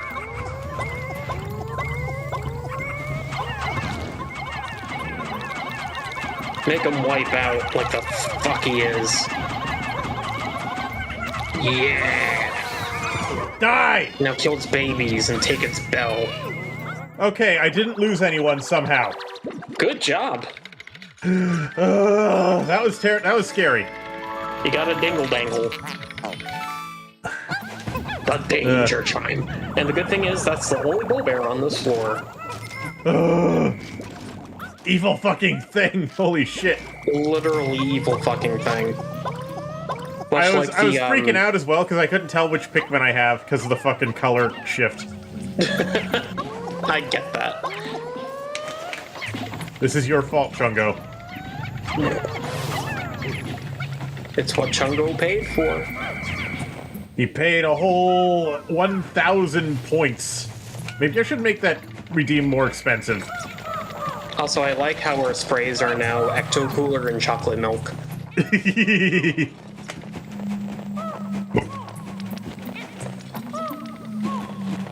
What if the Hokutation's definition of a car was just putt-putt? No! Like their what have we regular here? ass automobiles just putt-putt. What have we here? That Bulborb has a leaf on its back! Get it! It's got babies with it that we can now abduct.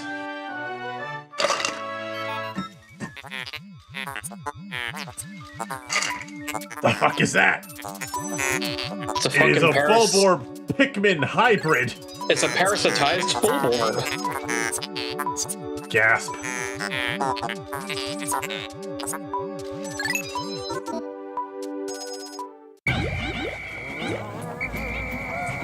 Yes, good.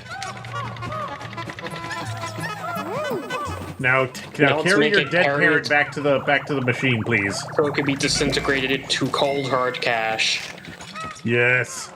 Well, I mean, presumably we're selling the corpses to interested buyers back on Hokkatate.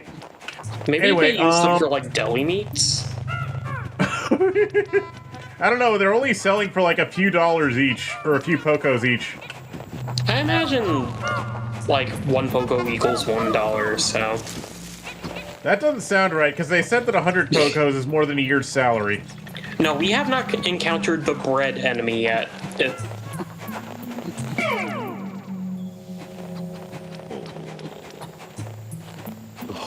Also, the great thing about Bulbmin is that they are immune to basically every element. They are.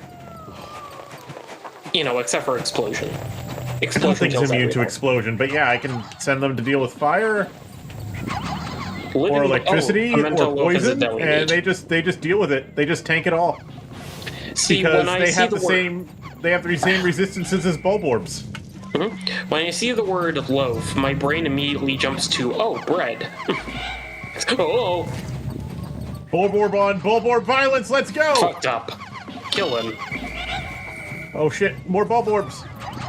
The good thing about the dwarf Bulborbs, the dwarf bull bears, is that they don't revive themselves.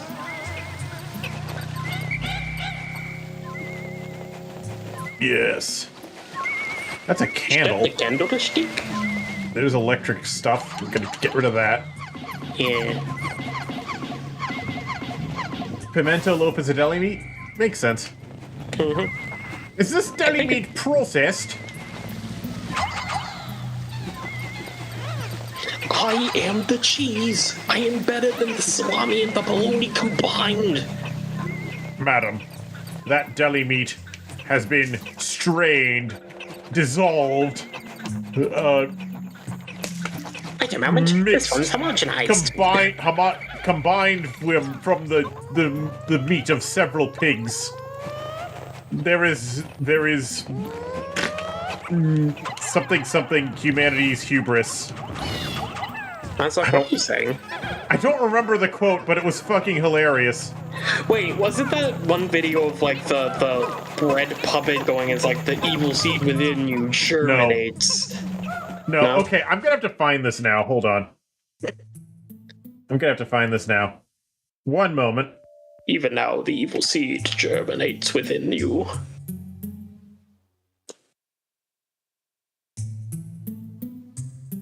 Okay, I found it. I'm gonna have to show you. I'm gonna have to show you guys. I'm gonna have to show you all. I have to show you all. Hold on.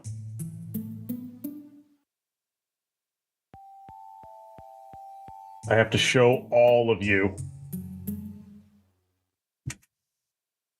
Is that ham processed? If it's processed, I don't want it. Ew. Ma'am, that is an 11-pound whole slab of deli ham. It has no bones, fat, or connective tissue. It is an amalgamation of the meat of several pigs, emulsified, liquefied, strained, and ultimately inexorably joined in an unholy meat obelisk. God had no hand in the creation of this abhorrence. The fact that this ham monolith exists proves that God is either impotent to alter his universe or ignorant to the horrors taking place in his kingdom. This prism of pork is more than deli meat. It is a physical declaration of mankind's contempt for the natural order. It is hubris manifest. We also have a lower sodium variety if you prefer that. Yes. And that was voiceovered by Burial Goods, and I don't know who did the original post that it's based on. But you know what? They're not wrong. I just needed y'all to see that.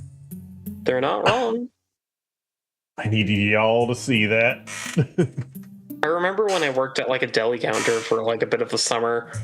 I was just looking at like the deli meats that we had to offer, and in the back of my head is like, why would people want to eat any of this? Outside of like the honey baked ham, I guess, but like everything else just smells and looks horrific. Flesh. Meat moss. We meat decay, paste Douglas. stuffed into meat mold. We rot, Douglas. Everything died, Douglas.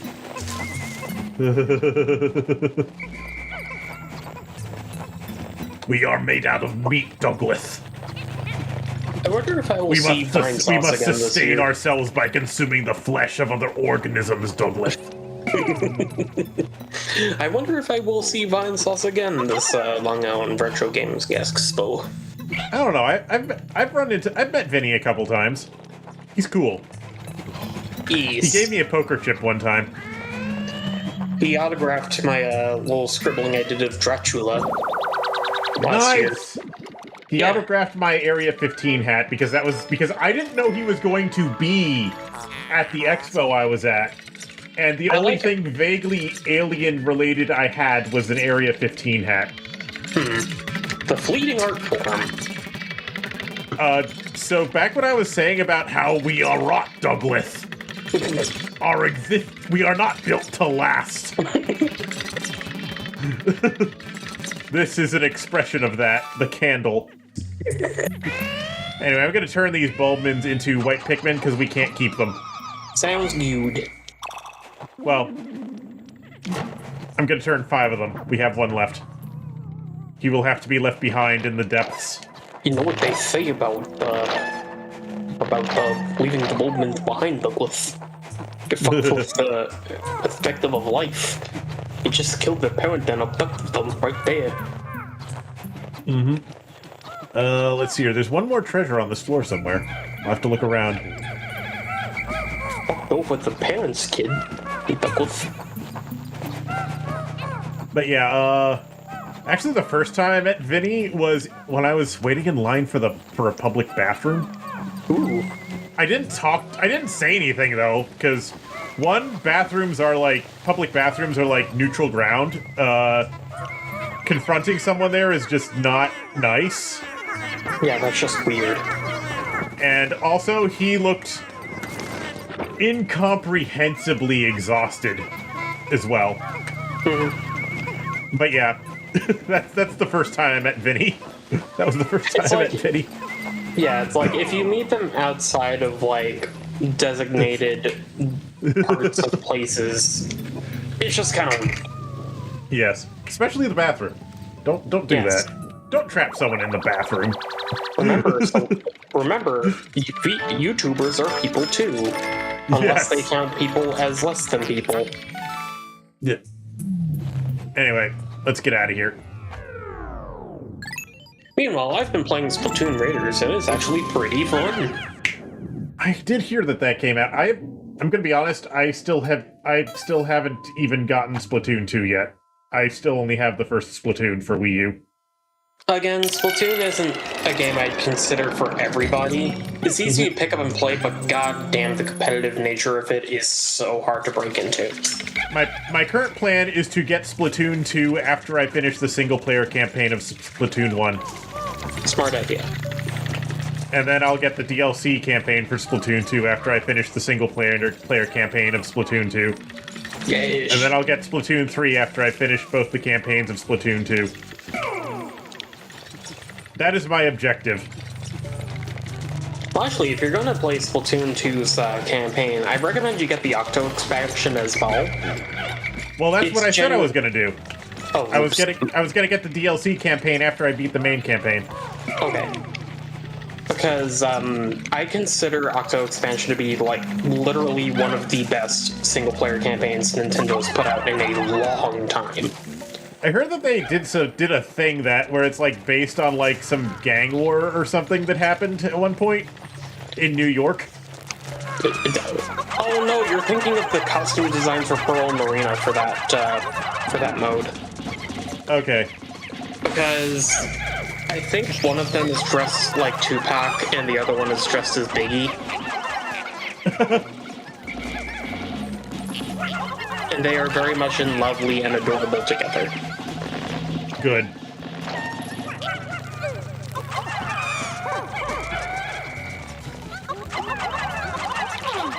Die, abomination, die! Hi, monster. Oh shit, oh shit, oh shit, oh shit, oh shit, oh shit, oh shit, oh shit, oh shit, shit! Why are you doing that, you idiots? Shit. Thankfully, we did not lose many of them. We did not lose many of them, thankfully. You monster! You monster, Frisbee. The Pikmin could not help themselves and they got in the way of the fucking electrical thing. God damn. Do you think a Pikmin has ever stuck its stem inside an electrical outlet? Yes. Do you think it was anything but a yellow Pikmin that did that? Yes. Do you think Louie has stuck a fork in an outlet? Yes, actually. Damn, the range on these guys is terrible. For detecting objectives. Wait, did we get the improved, the whatchamacallit, the whistle? I don't know. Like, if you go into the menu, if you go into the pause menu, you could check, like, what upgrades you got, I think. Yeah, go up there. Okay, we have not gotten the better whistle yet. We have not gotten either of the whistle upgrades, no.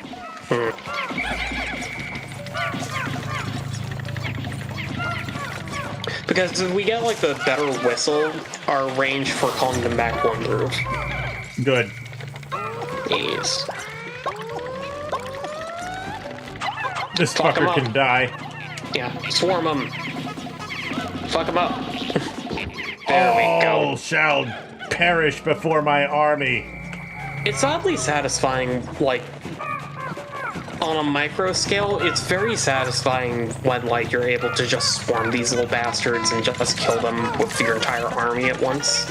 Yes. But it's a very much one at a time kind of feeling. Yes. I like the ones that are just kicking the other. Oh, Get your Pikmin back away from that asshole. I noticed. Yeah. That is, I think, the boss snitch bug. Which, unlike regular snitch bugs, will actually, like, fucking grab the captains rather than your Pikmin. Yeah, I dealt with them earlier. Yeah. They're fat. Yep. Uh-oh. Wiggle. There we go. Wiggle. Wiggle around. Wiggle this. There you go. Ow. It's fine. He only hurt Louie. Okay, good. Fuck him up. Die! Swarm his ass. He dead. He fat. And also dead. But there's another one. I see that. It's floating over the electrical beeples. Like a jerk. Oh no. Oh no, oh no, no, no, no. No. Oh. I think you can wiggle the control stick to get away from it. I was. Oh, okay.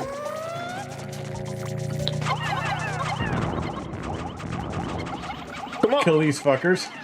Let him be distracted dealing with Louie. Yeah, let Louie take a ride.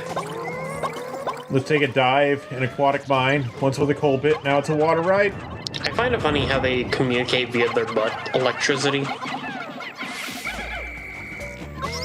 Marina was Tupac, Pearl was Biggie. Okay. Yeah.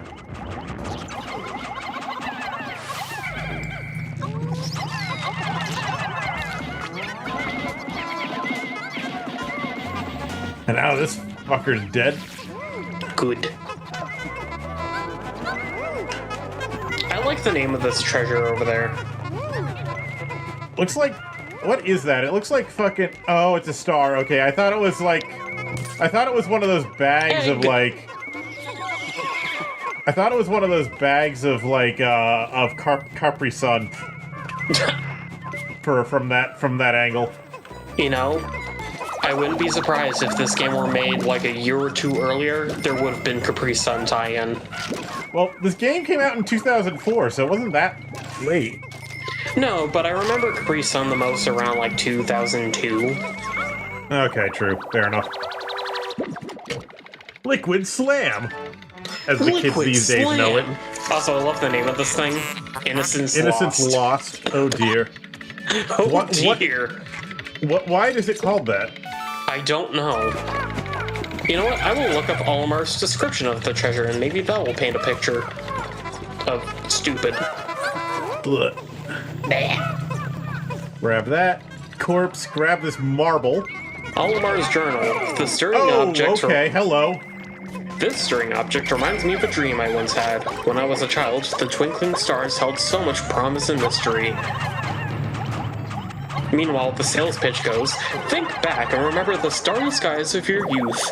Innocence. Every being once possessed it, but lost it over time. This star is the shape of that precious memory. All major credit cards accepted. Yes. Omniscient sphere. The omniscience. Alright, I think we're good. Well, wait, I think there is a candy pop bud on this floor. A purple one, in fact. I'll take a look. I didn't see any. So. Well, there's a dead boog.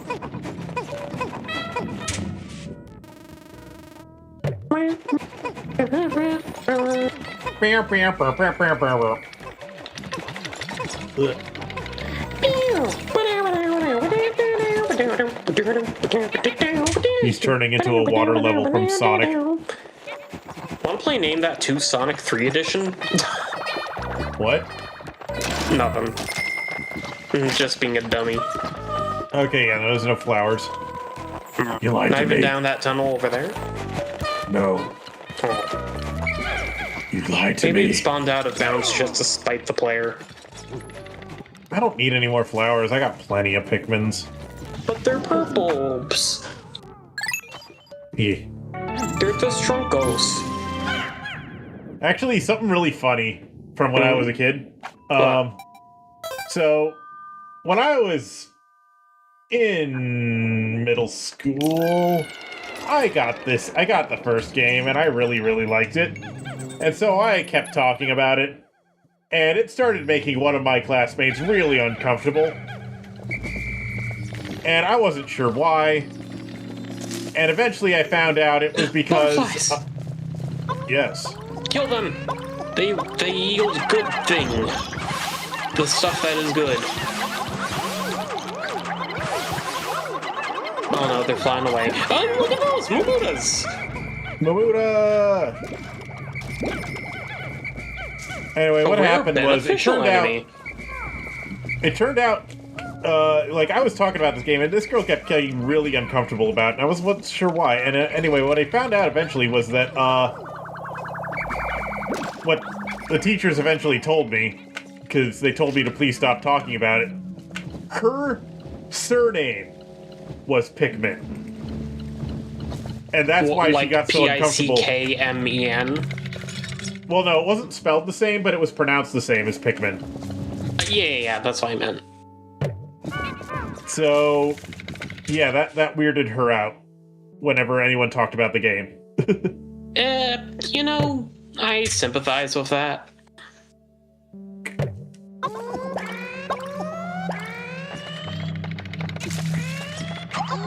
What color of Candy Pop Bud even is that? Do we even know?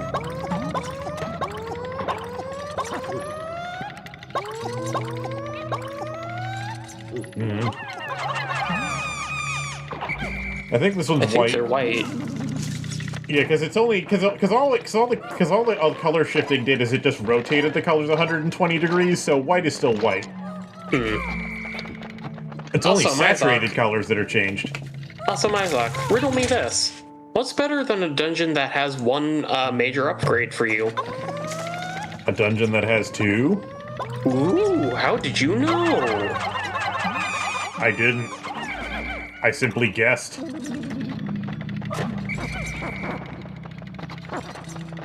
Alright, what do we got in here? Purple Pikmins.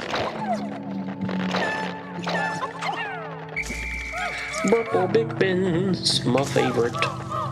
And what the fuck is this? Probably blue. That is a blue one. Okay. I don't need no blues. You don't need no Rassafras water breeders. But I might throw a few reds in there. Just because I can.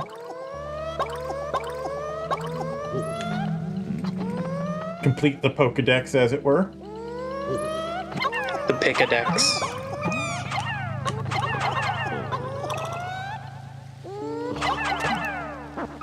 I wonder what an orange Pikmin would do. Maybe it would be like the orange Bulborbs, where it's just friggin' hopped up on meth. It just runs faster. It's just hyper alert at all times. And like is way more like constantly looking and just like keeps trying to what is the word? Just keeps trying to look for things to do when there's otherwise nothing to do. So like maybe an orange Pikmin would have a much larger range of detecting tasks that it can do or something. I don't know, I'm just thinking. That's an interesting question, Chungo. Different people pronounce my name different ways. I usually say Myzox. Icky usually says Mibu, or Mizox, or Mib, funny. or Miz, or Mibu. I hear Miz, I hear Mize, I hear Mibu, I hear Myzox. One person calls me Mizumi-chan. Mizox is also a thing. That's how Nyashu says it. They also just say knees sometimes. Pronounced the same way as knees, yes. Because I'm gonna break your fucking knees. It's weird how it took me till Pikmin 4 to realize that Mamutas aren't, like, made of rock. They're actually fuzzy. Yeah, but they look like rock. Yeah, but they're, like, that weird rocky texture, that's just fuzz. What are you doing? Well, my captain just I lost control of my captain for a second there. Because he didn't want to get slapped. No, I think what happened was that he was trying to, like, pick up the Pikmin. He was trying to pick the Pikmin. He was trying to pick the mins. Also, I like Louis' description of how to cook Mudamuro. They do look like rocks in this game, though. They do, but they're covered in fuzz. And... Oh, hello. But those weird patterns on their arms fist. are... And here comes a giant fist! It's Doomfist from Overwatch. Remember Overwatch? So, okay, I have opinions on Overwatch. Okay, see... My favorite version of Overwatch was actually the pre-release public beta version. They did before the game launched, they did a public beta for a weekend, and I actually really liked that version of the game. I really, really liked that version of the game. But then the full release came out, and I kind of fucking hated it, because it made a bunch of changes balance changes that I didn't like. Fisto is a prominent character. Yeah, so the full version of the game I didn't really like. They made the main characters that I liked when the first game... That said, the launch versions of the characters I still didn't... The launch version of the game I still didn't hate. I still liked Diva, and I still liked Symmetra. But then they kept rebalancing the characters, and they made changes that I didn't like. And eventually, apparently nobody was playing Symmetra, so they changed her, and I didn't like the changes. And apparently Diva was broken, so they kept rebalancing her. But in doing so, they also made it so I didn't like that character anymore. So it's like, I don't like this anymore. Oh, and another problem I had with Overwatch. Okay, I had a few more problems with Overwatch, actually, apart from just those two. Another problem I had with Overwatch was that the game was sold to me with the promise, and I paid $60 for this game. The game was sold to me with the promise that there would eventually be a story mode added to the game. The story mode was never fucking added to the game. Nope. And then eventually they said, oh, the story mode will be added to the sequel instead. The sequel never got the story mode either. The single-player campaign just never manifested. They had a couple of single-player missions, and that's it. Or not single-player. Not single-player. Sorry, not single-player, but story missions that were co-op versus AI. Wasn't there a similar issue when it comes to Fortnite? Fortnite has its own problems, which we will get into. But yeah, the co-op versus AI mode, which is the mode I was interested in, never manifested. The story campaign co-op versus AI missions is what I was interested in, but that never manifested. Blizzard just quietly canceled that and didn't tell anybody until years later, basically.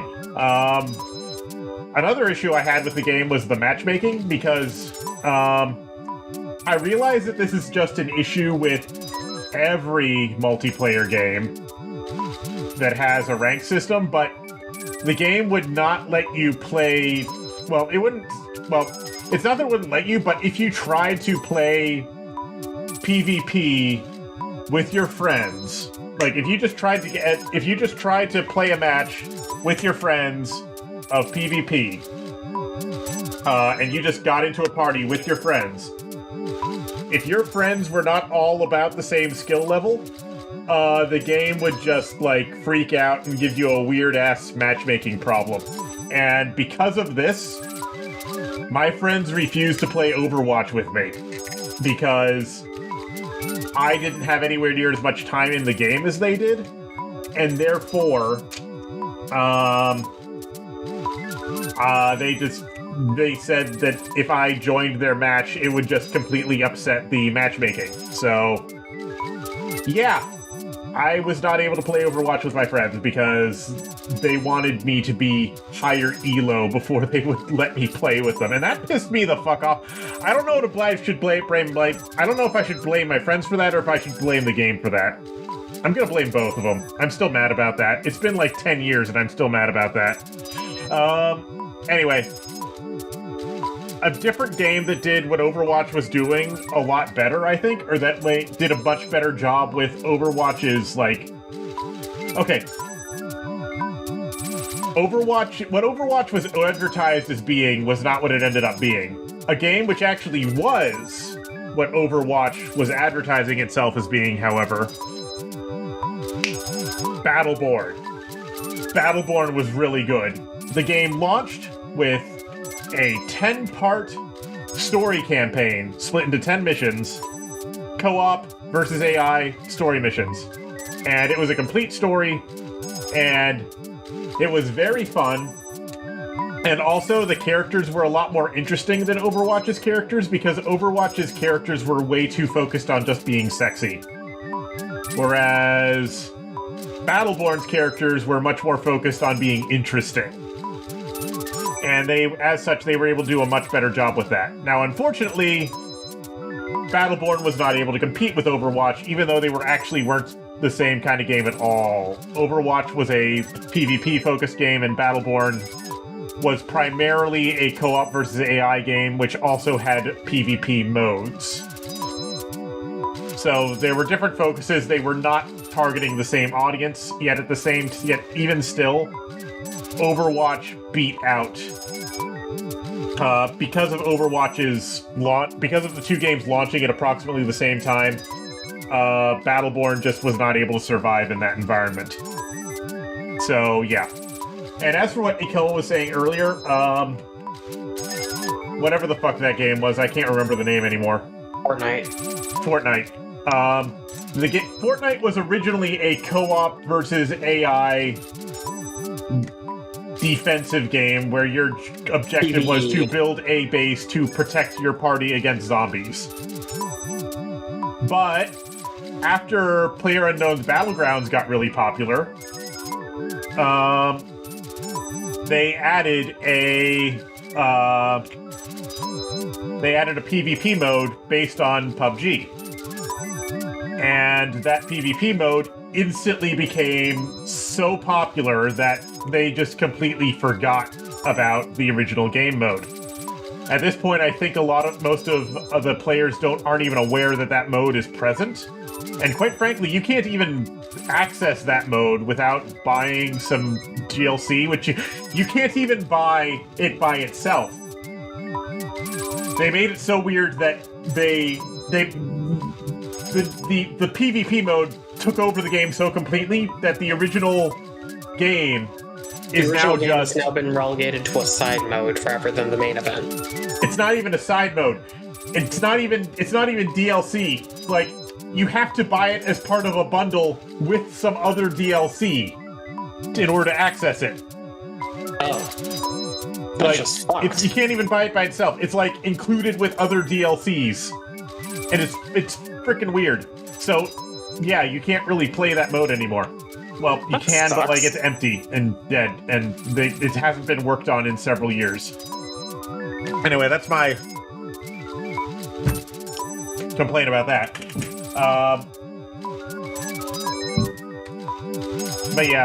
All these battle royale games, they were all just cloning PUBG pretty much.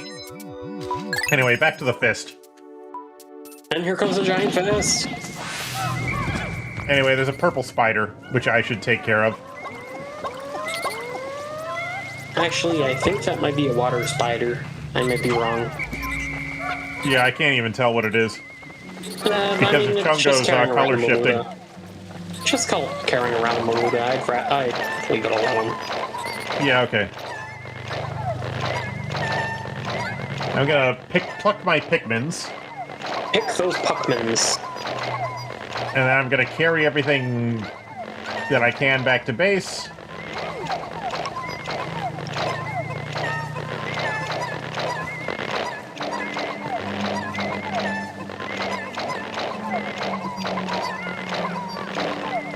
The sound folio? Oh, this game's sound design is great. Again, I love the fucking Pikmin sounds. You've been hearing me make them like all throughout these streams. He does keep making the noises. I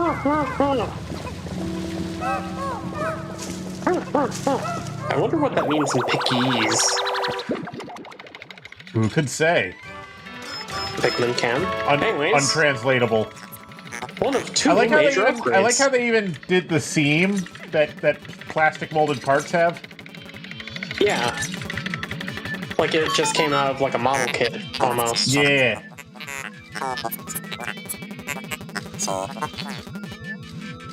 A glove much like it once lay in my junk hole. It imbues the user with power. We now have Rocket Punch. Remember Rocket Power? We are riders on a mission. Puncher. Okay, cool. Rocket Puncher.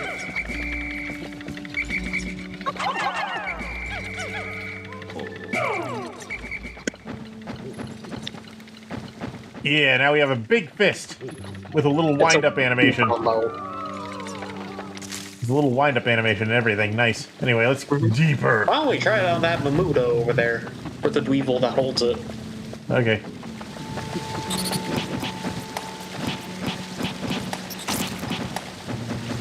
That's actually pretty effective. You're doing a decent bit of damage towards it. Okay, you're right. It is water.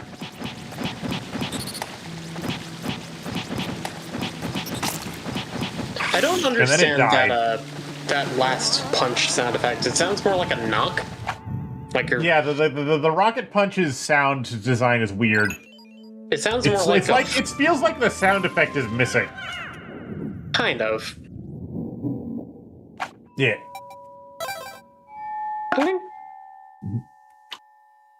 Sub-level Feels like 6. it's missing.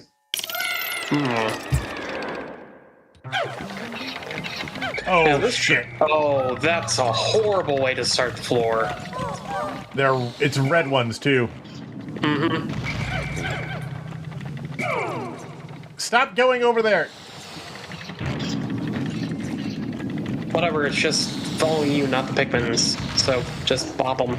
Or, oh, fuck that. You know what? No, I got what I wanted. Bumbles. Let them take care of the weird little leeches. Or you could just punch it. Imagine an entire Pikmin run where it's just punching the thing. Oh!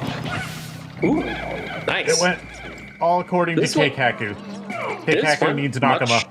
This went much better than expected. Keikaku means Nakama.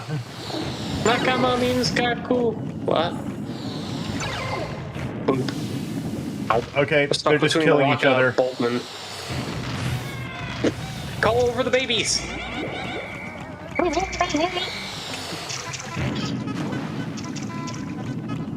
Pikmin knife.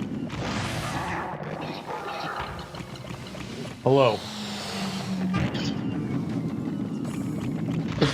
Imagine seeing a cannon bug walking over to it and it's saying hello. Oh no, they're sentient.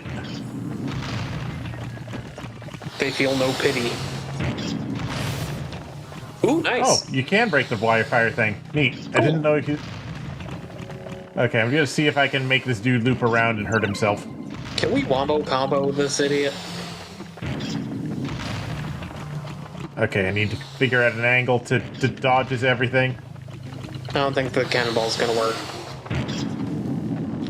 Ooh. Yeah, maybe you're right. Okay, Just I'm gonna grab him. some. Just punch the thing. Punch him to death. Yeah. Punch that sucker to death. Come on, yo. Punch that sucker to death. It's a boring solution, but it does work. Hi, Mooey. And a spear has manifested. Get him. Wow. Anyway, the caves don't have a time limit, so all you really risk is boring the shit out of yourself if you do this. Yeah. But you know what? It's practicality. Yeah.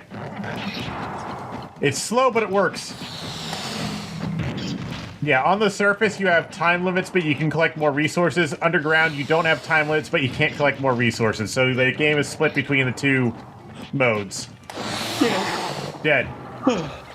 Which is why Nintendo decided to go fuck you to the player and make these dungeons absolutely fucking asinine in terms of difficulty level. Yes. Now collect your corpses. But be careful about that corpse by the river. Yes. Now, if I remember correctly, there should be about 2 treasures in this level.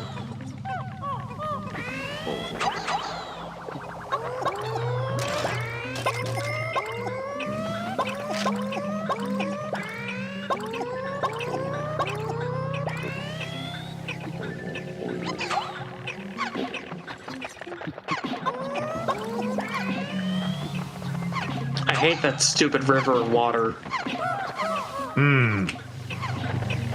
It's like you're gonna have to quest forward with just the blues and the bulbs. It's fine. How many blue Pikmin do we have?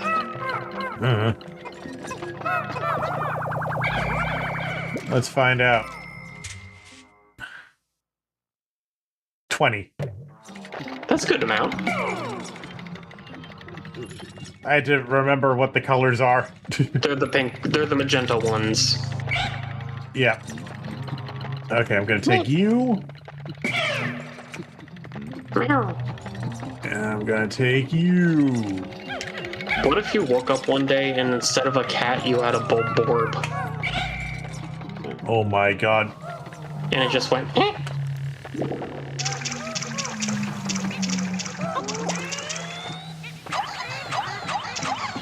That blue Pikmin was about to run into the fire and change his mind.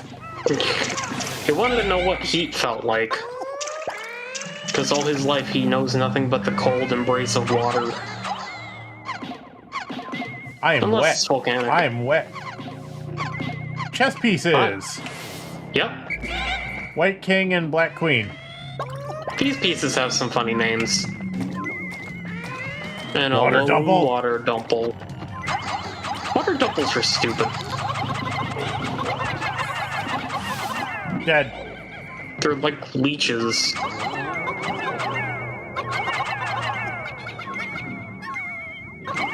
Yeah, I think you should be safe to just throw them forward.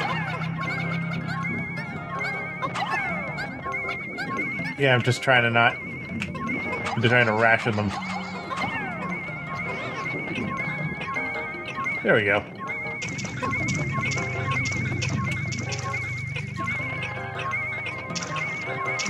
Yeah. I do like GameCube water. I do Me really too. like the look of GameCube water. It looks nice and watery. It's really easy to do too. Once you know how to do it, once you know how to do it, it's really easy to do, and very computationally efficient. Yes. The priceless statue. Yeah, I mean, Only worth 80 Pokos. yes, worth less than some corpses. Also, 80 Pokos. Worthless The worthless statue. They're cost the same amount. You know, you could probably afford like 2 loads worth of dry cleaning with one of those statues. I Well, you wouldn't have call to that remember though. worthless. Well, you have to remember that 100 Pokos is a year's salary on Hawkatate for a delivery driver. A yearly salary? In the first cutscene, the bottle cap cost 100 Pokos, and they said it was worth over a year's salary. Over a year's salary. Yes. Then I gotta wonder just what the economy for Hogatate is. Because it sounds like not even 1 Poko. Well, it makes it sound like just 1 Poko. Oh, fuck. I don't like that Falling noise. rocks. What was that? Falling rocks. Falling rocks, you say? One of the most deadly things in the game.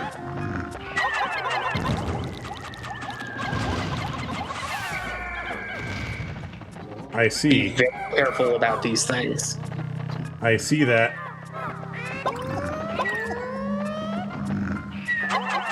Thankfully, I think you could trigger boulders to fall on enemies. I think. Okay, I'm gonna do something real quick. That was probably my first mistake.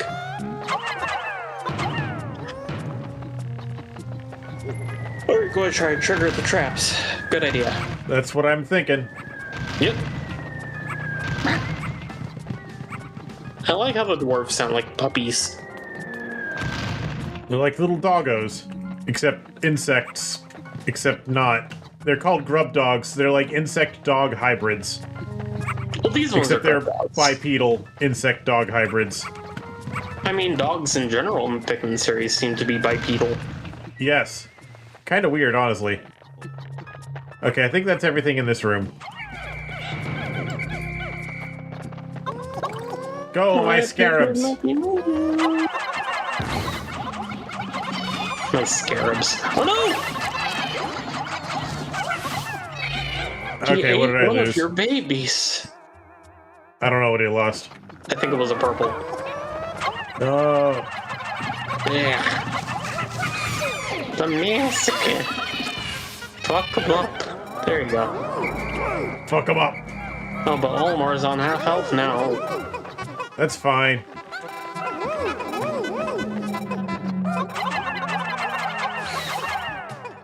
I think these are orange.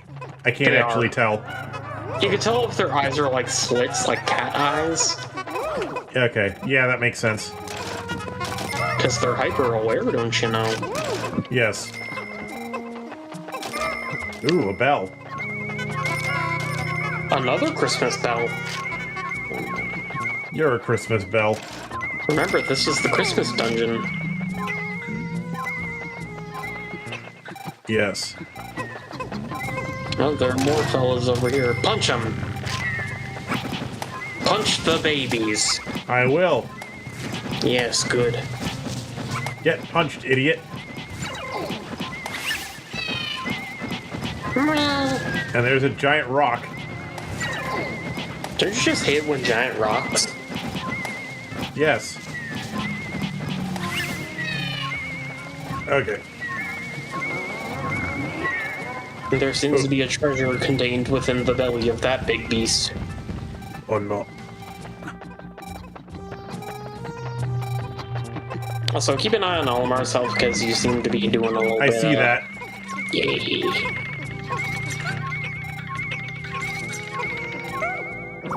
And I'm gonna throw the bulbmin in that flower over there. Probably for the best. Silver you're so bells. close. Spells alert. Silver bells. We are so close. It's Christmas time in the city. We are so close, my Zuck. Can you taste it? So close to what? Look at your Poco counter.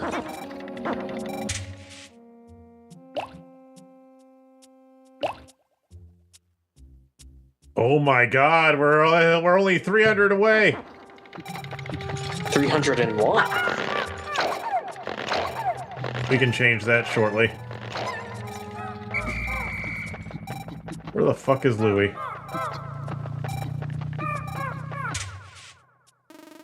You see, He's over you're there. asking where is Louis, but you're not asking why is Louis. Louie. Louis. What is with their fucking baritone, though? Like, for tiny little scrimblows, they have very deep voices. Good question. What is within their language to produce such dulcet tones? Oh, I think they found a secret-y secret. I see. Oh yeah, oh yeah. Ooh, it's the yo-yo! A yo-yo. I see. Yes. Like those cats with the really deep voices? Yeah. Occasionally you'll meet a cat that's like, meow. Meow. Meow. I am wondering why it did not throw more purples after I threw that first purple. Like, it started throwing whites instead. Good question. I guess they just hadn't caught up to the front of my pack yet, because the purples are slow guys. Oh, you're so close. 120. Well, there's another level to this dungeon, I think. At least one more, so There is, in fact, one more sub-level we gotta deal with. So that might push us over 10,000. We have 170 Pokos left, I think. I don't know.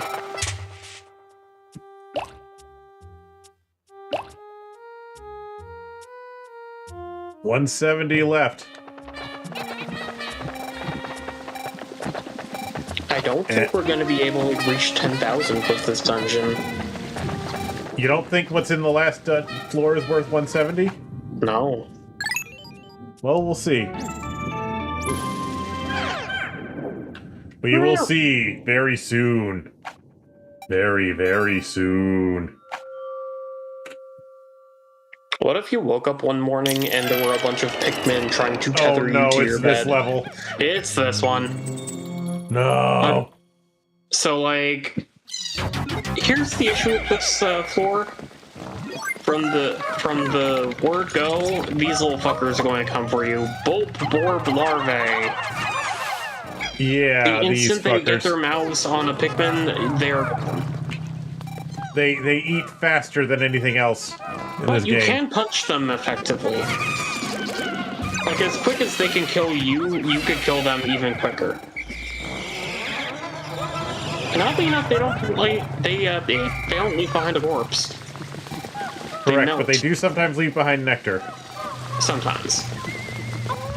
Punch those babies. Also, I think if you throw purple Pikmin near them, I was trying to shockwave throw will kill purple them. Pikmin, they were dying too fast! No. What I'm saying is, I think the shockwave can kill them. I was trying to! Oh, fuck. They're coming too fucking fast! Switching Pikmin is too slow! Switching Pikmin is too slow! Where are my Pikmin? Where are those 5 Pikmin? Just go.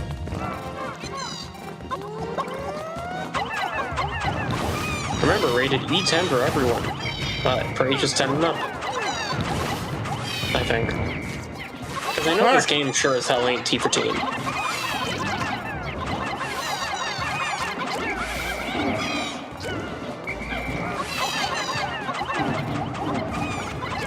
Okay, the shockwave doesn't kill them. Okay. No, it doesn't kill them. Alright, you might want to get to its face, actually. Yeah, I figured. Oh, fuck.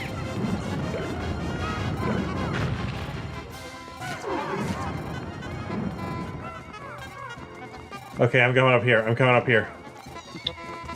Good. Now it'll kill its own young. Yes. Why does it take so long to switch Pikmin?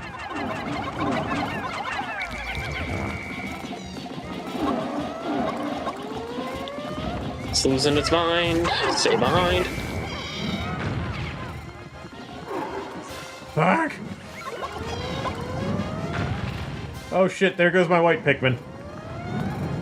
I don't even know why they were over there. Call them back. Oh.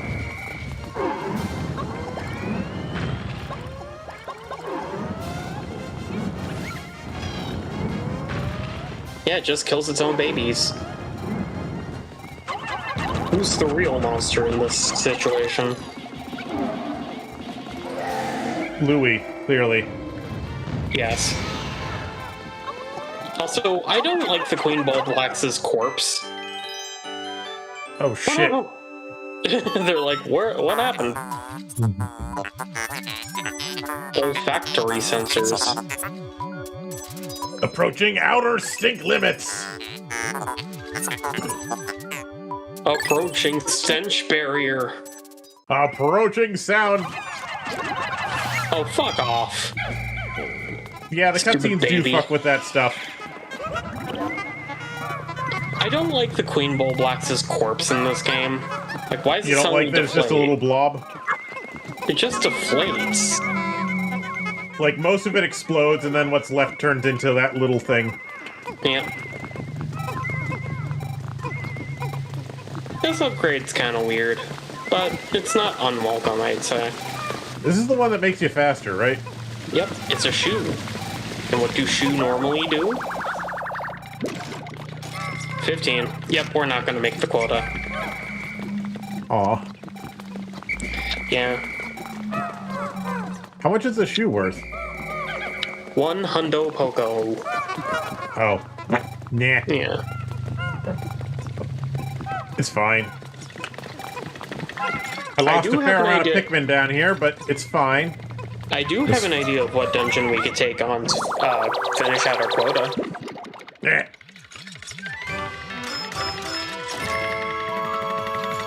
Oh, we're so close. Repugnant appendage.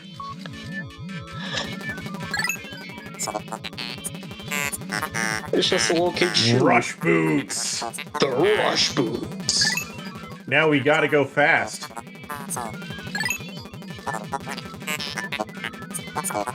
No longer be blown away by puffy blowhogs. Awesome. Now, if only it applied to Pikmin. Oh yeah, I am faster.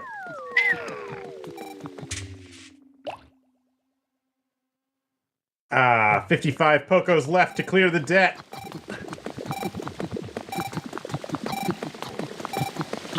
So, the dungeon with the least amount of Pocos to be gathered at this point is worth 690 Pocos. Okay. The bad news is, it's the submerged castle.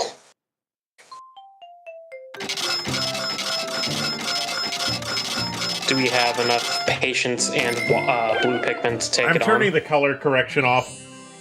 Good idea. My brain fucking hurts, okay? My eyes are beginning to sting a bit too, so...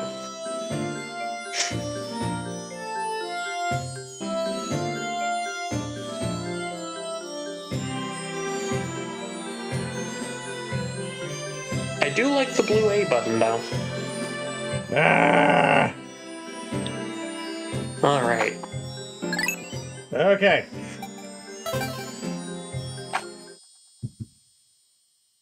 Blech. I know how you feel.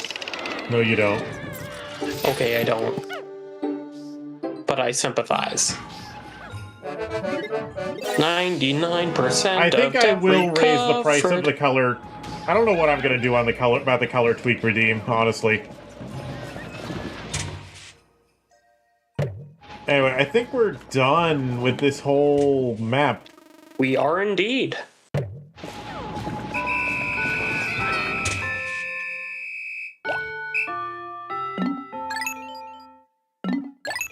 So yeah, considering it only has 690 Pocos to its name, do we want to wipe out the submerged castle before we go into the really frustrating shit? I don't know about that. You don't know about that? Do you want to go to the Glutton's kitchen instead? I don't know. Let me take a look. Let me think. For like 5 seconds. Okay. Take your time.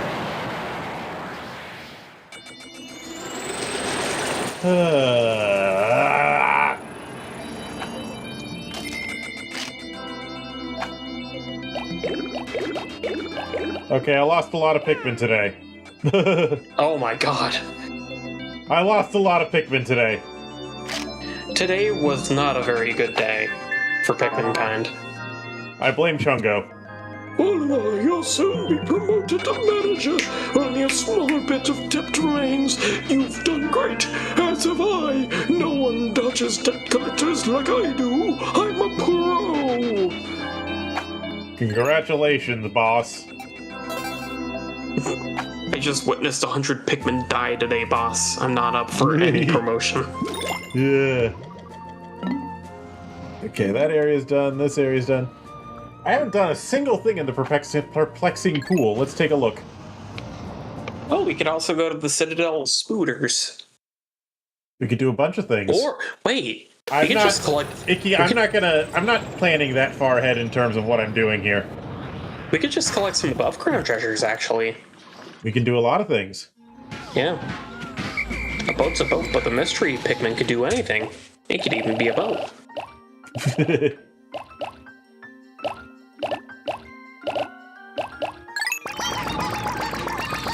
But Icky, you are a boat. No, I'm not. Yeah, you are.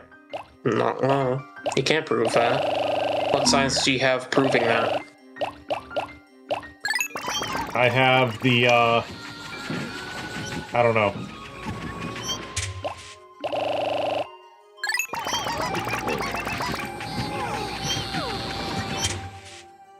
I'm just staring at these Pikmin colors, realizing just how beautiful they all are. Beautiful creatures. Delicious creatures of blood and peoples. flesh. Delicious carrot people. Rudimentary creatures of, carrot and, I don't know, Yeah, Isaac. carrot and leaf. Remember that Pikmin 2 commercial for the game, way back when? No? The one where it's like a bunch of guys in Pikmin costumes running around New York City? It's Oh, yeah. They run back to this one guy with like a hot Hot dog in dog. hand. It's like, He wanted hot dogs with mustard. yeah, it's like, I've got a mustard on mine. And then they run all the way back. Citadel Citadel of Spiders. Spooders. Let's go. Okay. Splish Splash? That's We're concerning. taking a bath? Citadel of Spooders. So this one has 795 Pokos to its name. Okay. And only 5 sublevels. I don't like these leaf bugs. I don't like bugs that look like leaves, or bugs that look like anything other than just regular bug. Ikoma is afraid of stick bugs, confirmed. I kinda am, yeah. I don't like plants that move unnaturally.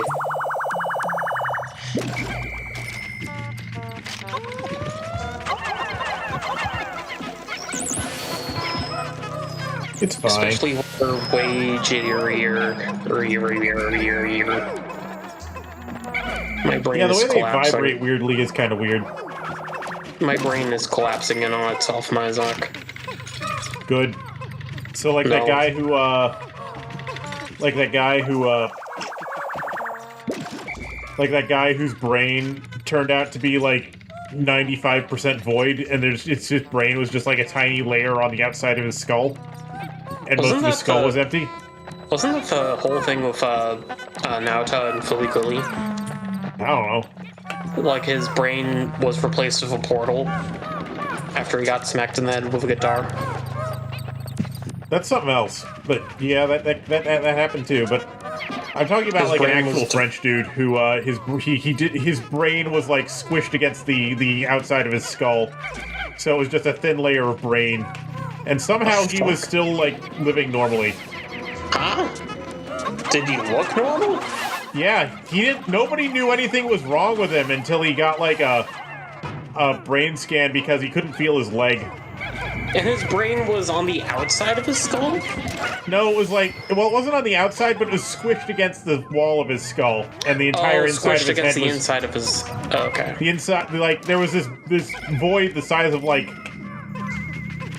so like he only had like a tiny thin layer of brain, and most of his skull was just hollow. Huh. It was weird. That sounds weird. Like, imagine getting shot through the head and turns out you missed the brain. That's something It's else. like, nice try, buddy. You fool. My brain knows how to dodge. That was a scene from Baki. I think. We made it! We have exactly 10,000! 10,000 mobiums? I don't carry that kind of money. But yeah, oh, Chunko wants you to pay attention to him. Ooh? What? Would have some Uh-oh. Phineas Gage consequences. Phineas Gage took a rail spike to the bone of his brain and survived. I think I remember hearing about yeah, this. Phineas Gage, that guy. I think I remember-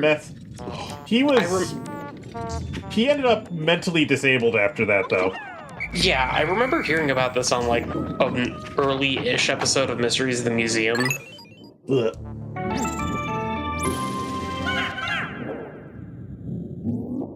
became much colder and less empathetic as well. Yeah. Yeah. Because of which regions of the brain were destroyed, yeah. He was very strange, and I think it wasn't until after they removed the railroad spike that he actually began to collapse. I could be mistaken.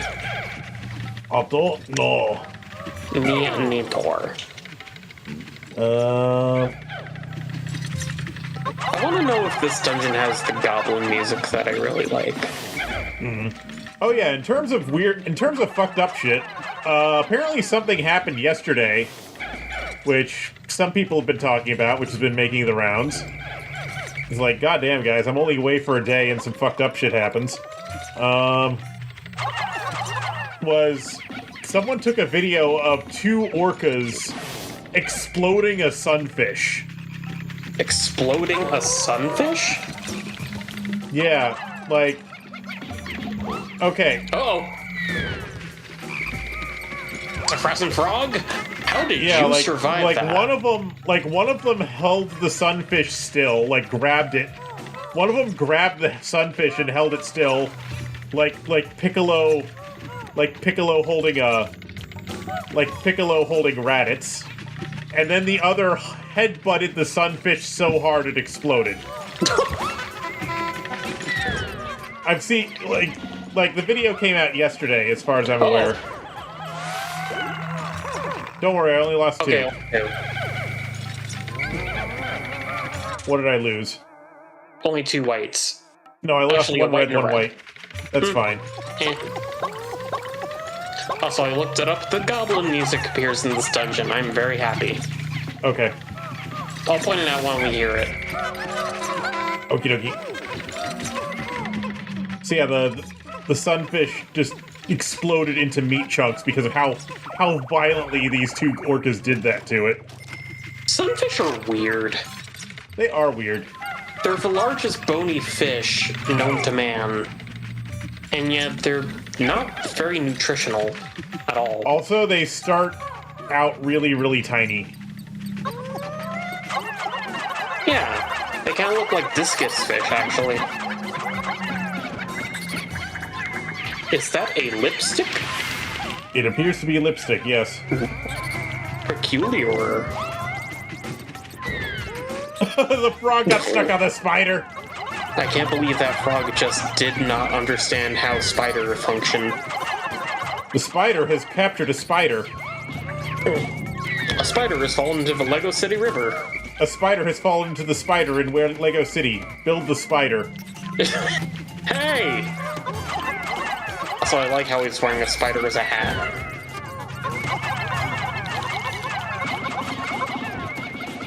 Spiders don't give a shit in this game.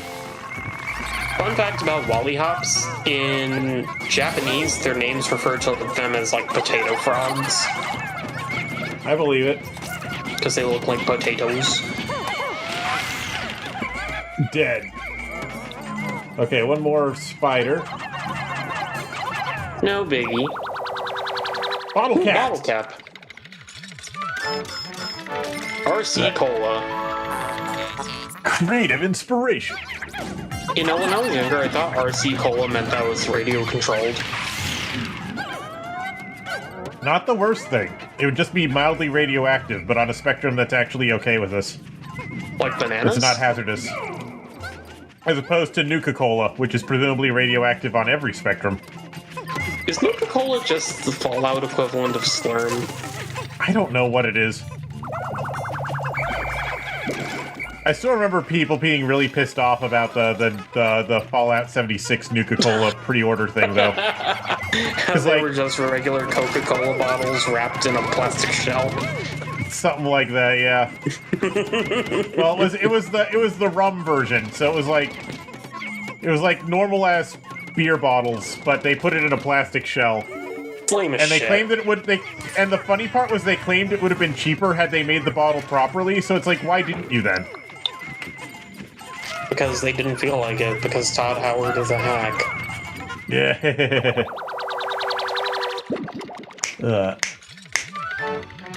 Todd Howard would like to know your name and credentials. Yeah. Lip service.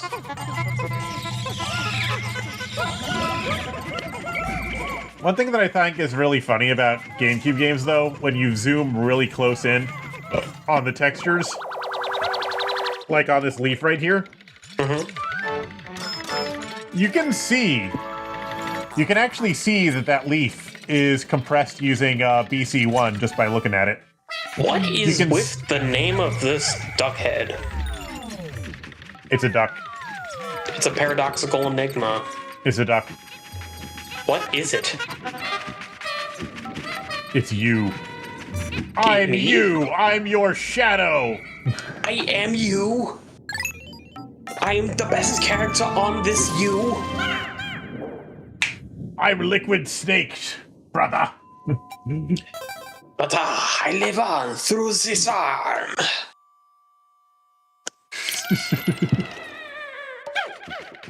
Your Solid games are funny. They are.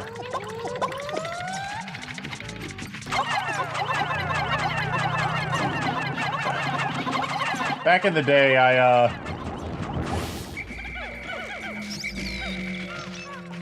although I had a lot of trouble playing Metal Gear Solid 2 back in the day because I was trying to play the PC version on a laptop, and I didn't have a game controller at the time. I worked with a computer.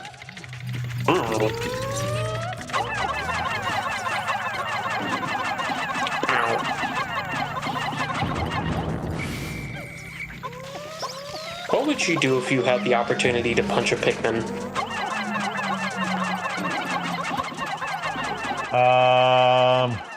Why would I want to do that? To get it back into the game? If it were trying to bop you with its face? If it saw you as a threat and you had to tell it no? Why would I want to punch the ants? They're not ants, they're carrots. Have you They're punched a carrot before? hybrids. You've certainly punched a carrot once in your life. Oh, absolutely. I did that a couple days ago, actually. You punched a carrot IRL? Yes. How would you do that nowadays? I meant when it was en vogue, like, or whenever nobody cared. Well, okay, so we had some boiled carrots, and I was like, well, steamed carrots, and I wanted to eat one, so I just shoved my hand into the pot to grab some carrots, to grab some steamed carrots, and I misjudged the distance, and I smushed it. With my fist. So like what you you're do. saying is you dug in real deep and pulled out your inner Mephistopheles. What? You know, Mephistopheles, the fucking mouthless Shadow the Hedgehog clone. Oh, Memphis, Tennessee. Yeah, Tilted Towers. I get so tilted at the towers. Where are we dropping, boys?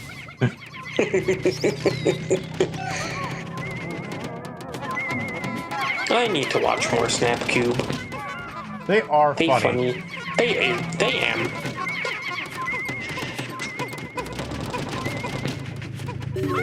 I'm getting eepy. I know you're getting EP. I can smell it. Oh yeah. They're onto something. Mephistopheles being the Faust Devil, yeah. Faustian Devil. Wait, is that why they called him Memphis in Sonic? Because he's fast? I don't know. And if fast sounds like Faust? You're talking about, well, Mephiles the Dark. I don't know where they were coming up with that name. It sounds vaguely evil. Well, it's named after Mephistopheles. I guess he is, yeah. Except he's like a time-traveling shadow who's trying to recombine with his other half, who is his body, because he is the mind of the destructor god of fire. Did he take sun. on the shape of Shadow? He is Shadow's shadow. Water chestnuts! I don't know, Sonic 06 I will be playing sooner or later, but I have some other things lined up first. Sonic Riders? So my plan is to play the 3D Sonic games in order of release. So the next one will be Shadow the Hedgehog. When I play Shadow the Hedgehog, though, I'm going to be... What I'm going to do is I'm going to let chat vote on my actions. A Faustian bargain is a famous type where, quote, you make a deal with the devil and you get what you want, but after a certain amount of time you go to hell. Another one is that you get what you asked for, but not what you wanted. That's the monkey's paw. Yeah, that's true. Faustian bargain. One version of that I saw, I read a parody of Faust once called Eric. I once read a parody of Faust called Eric. It was Do tell. It was part of the Discworld. It was part of the Discworld franchise of books by Terry Pratchett, and I think there was another author involved in it as well. I forget what their name. Hey, what the fuck? Jerk face, fucking bug. I forget what the name of the co-author was. I think it was Josh Kirby or something. I don't remember. And the guy tries to summon a demon, but instead he summons a useless fucking wizard named Rincewind. Wait, Rincewind? Who had gotten accidentally trapped between dimensions. And a demon gave Rincewind the power to grant wishes specifically to fuck with Eric. Quick question. And Rincewind, just to fuck with both of them. Quick question. So they Rincewind. spent... Is he like the classic wizard with like a funny hat? He's a wizard who does not know how to spell. No, I'm looking at images of Rincewind. Character who appears in several of the Discworld novels by Terry Pratchett. I've seen him in a pinball game before. A pinball game? Yeah, there's this table, there's this pinball table called Circus Voltaire. A really cool pinball table from like 97. Oh. And when it gets to like the bonuses whenever you lose a ball, there's like a panel of 3 judges that score your performance when it comes to like the board events. And one of the potential judges is named Rincewind, and they have like a beard and a wizard hat. Oh my gosh. I think it might be a reference to that. Also, Very this possible. is the floor of the goblin music. But yeah, Rincewind's thing is that he calls himself a wizard, but he never learned how to cast spells. And so, as a result, he wears a hat with the word wizard misspelled on it, because he's a wizard who can't spell.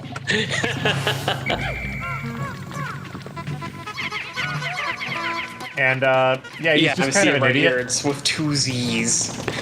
Yeah. But what he is good at is he's good at languages. Is his gimmick, is he's good at languages. I love the music here. Switch to Louis because it's even funnier with him, I'd say. Ah, shit, it's a crab. It's a grabbing crab. Watch out! Oh. It got stuck.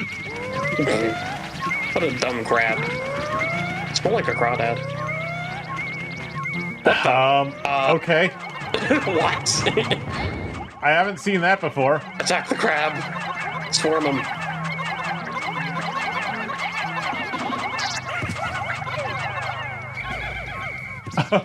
I've never seen the game jank out like that before.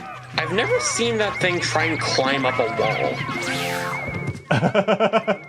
Oh, yeah, that was new. A chocolate. Yeah, I felt like he was going to try to climb over the sky, but except there's actually a ceiling. There is actually a ceiling in the caves, it's just not rendered. There is? Yeah. Or rather, the walls are infinitely tall or something. That is a tasty-looking chocolate. I want it. I want to eat it. Sweets. I want to eat it. Too late. I ate it. I ate the chocolate. It's mine now. No, the ship ate it. the little guy in the ship. No, I know, game. I know. I see them. Good gravy, is that fire? Your Pikmin are suffering. I can see that. Stop distracting me. My hair is on fire. My hair is on fire. Okay, we're fine. Okay, cool. Game, don't distract me from saving the Pikmin by shouting that the Pikmin are on fire. I know that they're on fire. Because we can see that they are on fire. Damn it, game. Oh, this is why I know that they can climb up walls. It's because of this room right there. What the fuck? So that crab, if it tries chasing you off the ledge, it's programmed to climb up that ledge just so it could get back up onto the, into its hole. Oh, okay, that makes sense.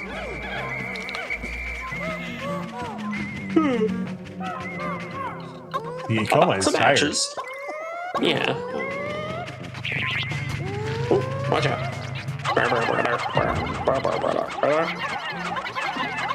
Die! Die, die, die. Nice. And I'll kill this guy. Kill the leeches. Uh-oh. Rolf sees it.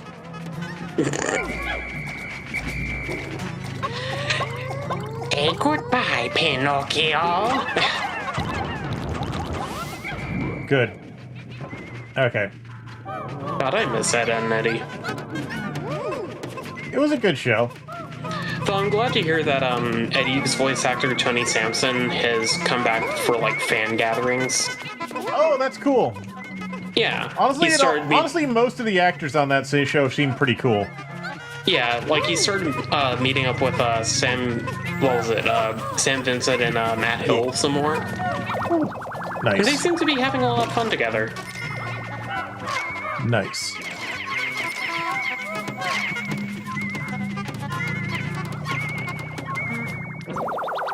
What's in here? A box of matches.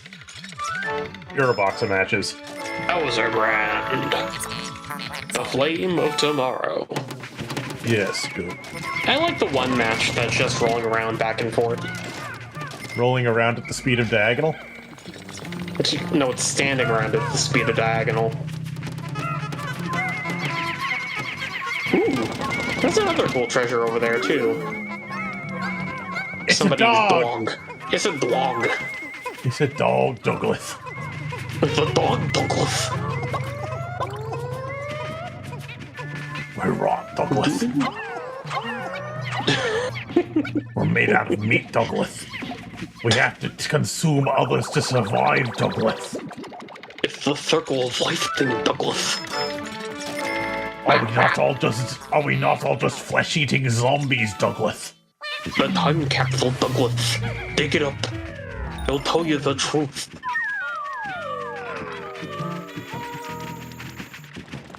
I need to stop stealing Vinny's bits. No, Vinny is funny. Yes, but I need to come up with my own bits. Okay. I don't know what I'm gonna do with them, but Spread them around to other YouTubers or I don't know. Twitchers, streamers. yeah. Let's see here. What do I have here? 24, 24, 24, 14, 10. Who should I turn into white Pikmin? I'll turn some red I think the Pikmin. white Pikmin have had it good enough for now.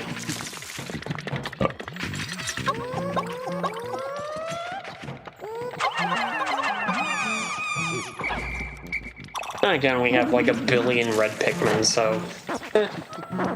Most runs result in you having way more red Pikmin than you need. It's just the nature of this game. Yeah. Fuck. I was gonna watch friggin' Tenchi Muyo today. The new one? No, the original. Oh, okay. I was gonna watch it, but it was which like... part of the original? Because you have the Ryuoki OVA series, which the first 2 seasons of that are good. Season 3 drops off a cliff, and seasons 4 and 5 are also bad. I kind of want to work my way from the beginning to whatever is going on now. Then there's Tenchi Universe, which came out around the same time as Ryo-Oki, but has a completely different continuity. Wasn't there Tenchi Muyo GP that nobody likes? GXP that GXP. takes place in the same that's a spin-off series that follows a different main character. Is it a racing series? What? Is it based around like racing? No, it's about a guy who joins the police. GXP. Yeah. Global something. Well, Galactic Police. Whatever. But it was fine. It wasn't great. It was fine. It takes place in the Ryo-Oki continuity, not the universe continuity. Then you have Tenchi in Tokyo, which sucks. Nobody likes that one.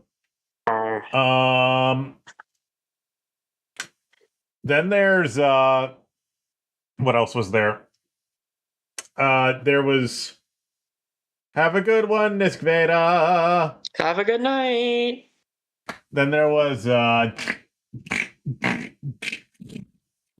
can't remember. I can't remember anything. Borger.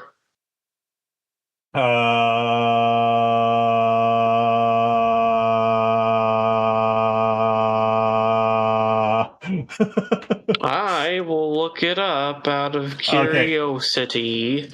Okay, there was also let's see. According to the franchise page, there was Ryo-Oki, there was GXP, then there was War on Geminar. Tenchi Isekai no Sekishi Monogatari, yes. Monogatari?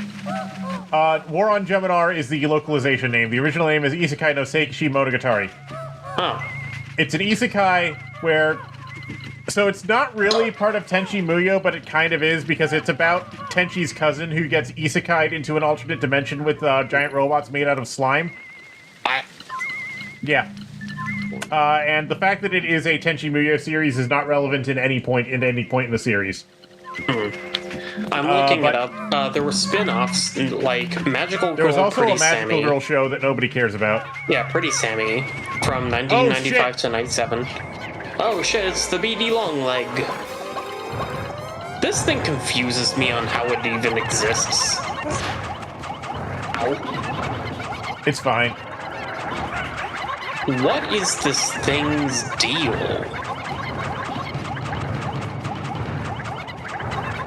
Don't worry about it. How does it breathe or eat or live? Spherical. Too spherical, if you ask me. This isn't Minecraft final boss territory.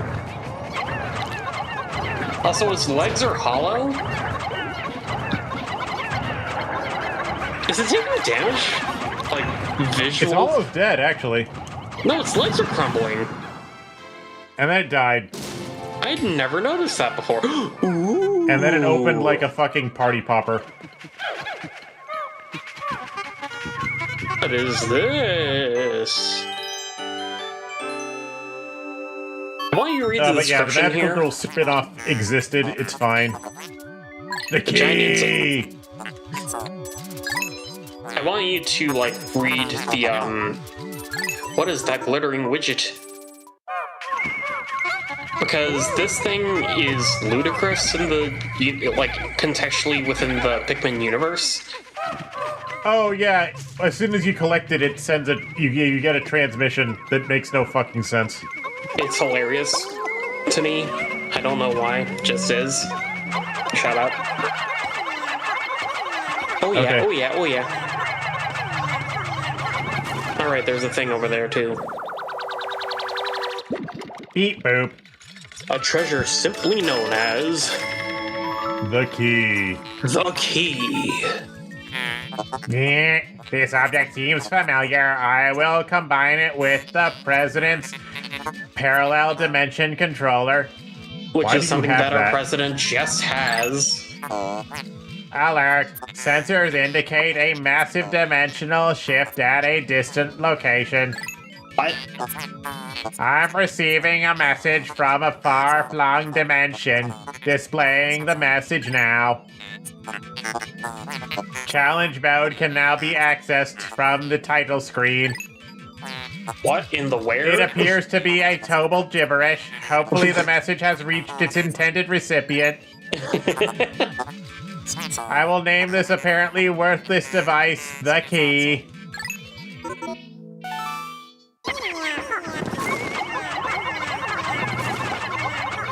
And that's the end of that story. Now get the fuck out of my house. Yeah, I'm looking it up. There was Magical Girl Pretty Sammy. There was Photon the Idiot Adventures. I don't remember that one. A 6-part OVA series that was retroactively connected to the world of Geminar. Okay, that's why. And Dual Parallel Trouble Adventure. Dual Parallel Trouble is not part of Tenchi Muyo. It's not? Well, it says it's a spin-off. No, it isn't. Retroactively became connected to the OVAs. Okay, because the thing about Dual Parallel Trouble is it is an isekai series where a boy gets isekai'd into a bad knockoff of Neon Genesis Evangelion. I think I remember hearing something like that before. Maru has forced me to watch it multiple times. He's probably forced you to watch it too. Oh. Okay. It's good. Okay, I wouldn't say it's good, but it is funny. I mean, it is called the... Wait, no, it's not the Idiot Adventures. My mistake. It's called Dual Parallel Trouble. Anyway, basically the universe divides into two branches because some guy... this definitely looks familiar. I'm looking at the poster art for it. Yeah. The universe divides into two because some random construction worker decides whether or not to take a random, strange, unearthed device home with him. Anyways, Mizok, are you ready for the best part of the game? The best part of the game? Behold! You've repaid the entire debt! Oh! We're not even allowed to finish the day. We're just being forced to go home now. Mission complete. You've earned 10,000 Pokos. Now Holiday Freight will be prosperous and debt-free until the end of time. Probably. Prepare to blast Capitalist off. problems require capitalist solutions. I'm dead! That's why I appeared in the sky! They finally managed to find him and harvest his organs. We were too late. Now it's our business to fuck with. Oh wait, did I say our? We left behind the Pikmin. Farewell, my friends. You have helped us escape bankruptcy. We are the world. We are the Pikmin. Oh no, there's no Louie. There's no Louie. Oh no. It's fine. It's fine. We should get a finder's fee for him. Hey, it's fine. Louie was a useless employee anyway. Yes, he was. He's kind of a shit-eating monster. Bye, asshole! Never speak to me again. Louie never to be seen again. I really like this credit sequence, by the way. Where you just see Louie wandering around the Earth. Photorealistic, just like stock footage of plants. Yeah. According to Extrems, this entire cutscene is encoded as MJPEG. MJPEG? It's a video format. It's a very, very primitive video format that Nintendo really liked using for first and second party games for some reason, where they just store each frame as a JPEG. Why? I don't know, probably because they didn't have to pay a licensing fee for it. It would have been way more efficient to use MPEG 2, which is what third-party games used, but that would have cost money.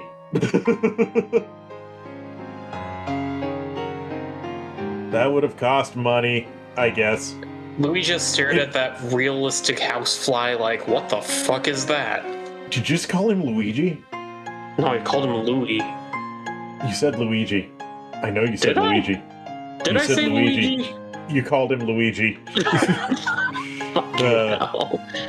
That looks really cozy, though, sleeping inside a flower. I'm gonna stick you in a flower. No. Yes. I'm allergic. Get in the flower, Ricky. I'm allergic to nature. Rules of nature. I see this game pass the Bechdel test.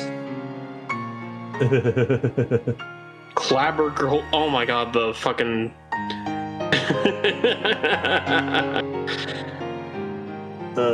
Yes. That is a pretty sky. I can't believe they were able to render all of this onto the GameCube in 2004. No, they didn't. This is a video. This is an FMV. That's a real-life Louis right there. They held a contest to see if you could find Louis somewhere in the world. Pikmin lost in battle, 208. All things considered, this is not that bad of a run. Not great. I killed a lot of Pikmin. I'm gonna kill a lot more.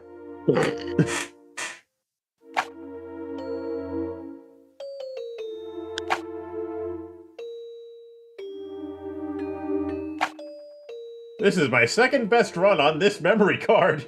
Well done. Looks better than the Mario Sunshine cutscenes? Yes, the Mario Sunshine cutscenes look especially bad. Yes. Our lovely tropical paradise of Delfino. Although the really funny one is Wind Waker. The really funny one is Wind Waker. The entire credit sequence is an FMV. Just showing the credits is an FMV in Wind Waker. It's a video file. Because apparently the game crashed while trying to render the credits, and they did not have time to fix it before it shipped. So they just rendered out the credits to a video. And the video takes up a significant chunk of Wind Waker's disc. Okay, in that case, I have a question, my buck. Yeah. What did they do for the video files on WarioWare Mega Party games? I don't fucking know. That's what I want to know. Because that game has some weird as shit FMVs. Well, like I said, most of the first and second party Nintendo games used MJPEG compression. Third party games could use whatever they wanted. But usually you saw MPEG 2. The Factor 5 Star Wars games used H.263, sort of, kinda. Whatever that is. Yeah. The Sonic games all used H.262 and MPEG 2. Apparently someone was able to get H.264 running on an N64, so that's cool, but it uses the entire console's resources. Anyway. Actually, wait. When it comes to the N64, the only FMV cutscene I could think on that thing was in Pokemon Puzzle League.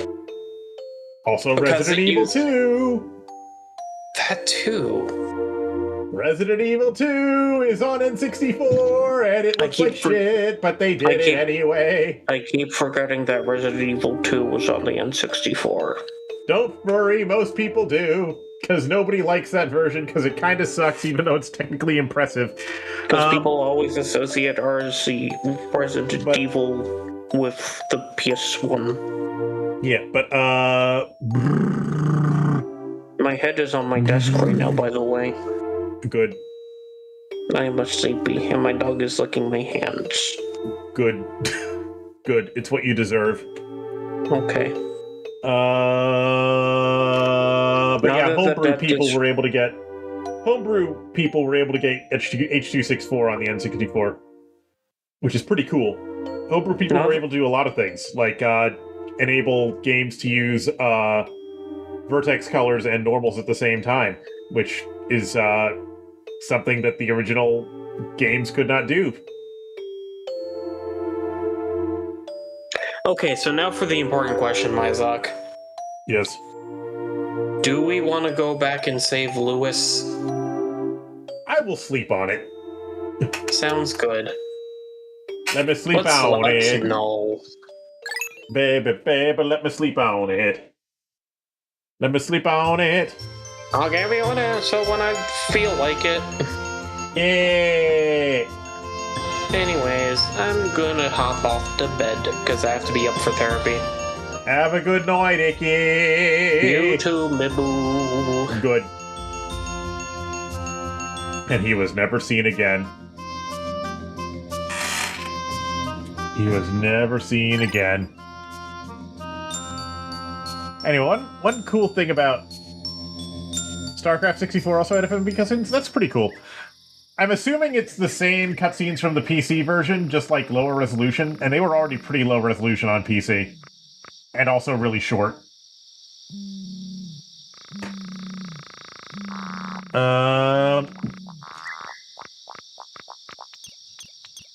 The only other thing I'm gonna say is that Nintendo Water is really cool. I'm just gonna do something real quick here. Yeah, the only other thing I'm gonna say is Nintendo Water is really cool. And it's also really easy to do. In fact, why don't we do some right now?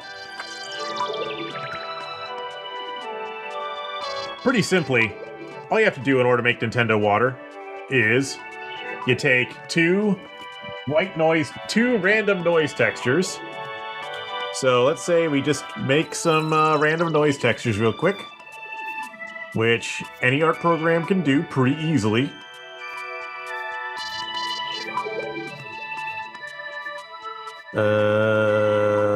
What's half of F?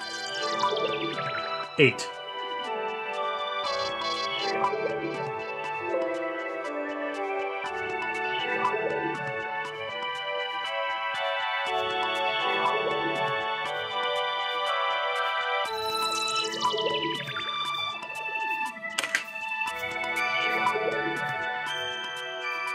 Let's just say... Let's just make a noise texture real quick.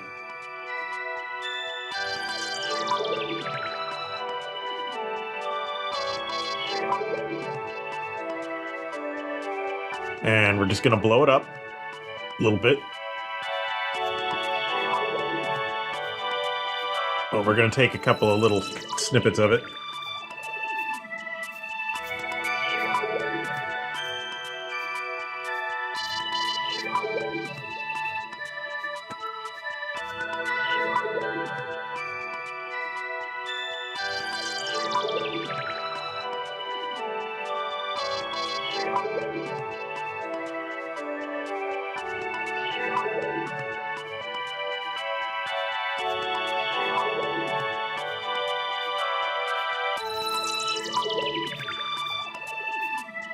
Take a couple little snippets of it.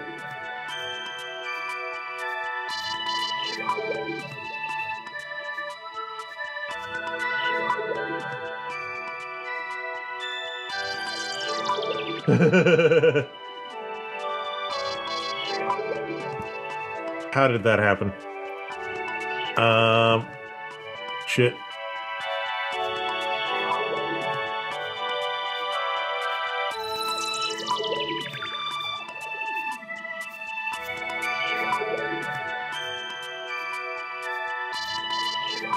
So we got this one, and we got this one, and we're just gonna blow these up.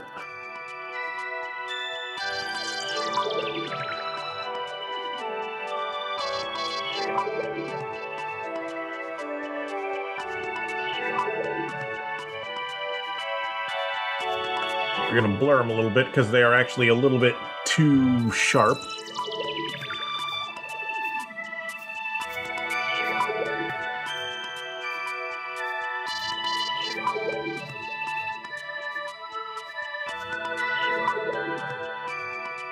Good enough.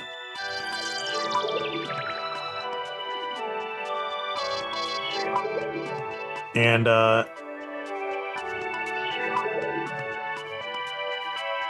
now this one, we're going to make it...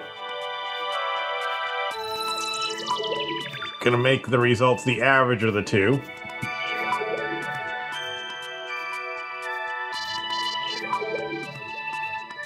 So you're gonna have these things that are moving relative to each other, and it's gonna make this sort of blurry soup. We use the average function in this case, but realistically, you would actually be using the add function, but this ARC program can't represent values outside the range of 0 to 1, so we're just going to have to use the average function instead. Good enough. So you got your blur soup. And then what we need to do is we need to turn this blur soup into something really sharp. And how do we do that? Well, the cheapest way to do that is going to be... Well, the cheapest way to do what we actually want to do is we're going to use a triangle filter. Well, we're going to use a triangle wave, so to speak. So, normally... Give me a sec here.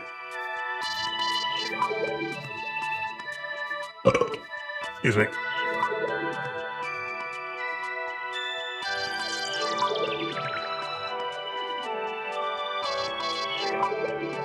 Sorry, let me set my tablet up real quick.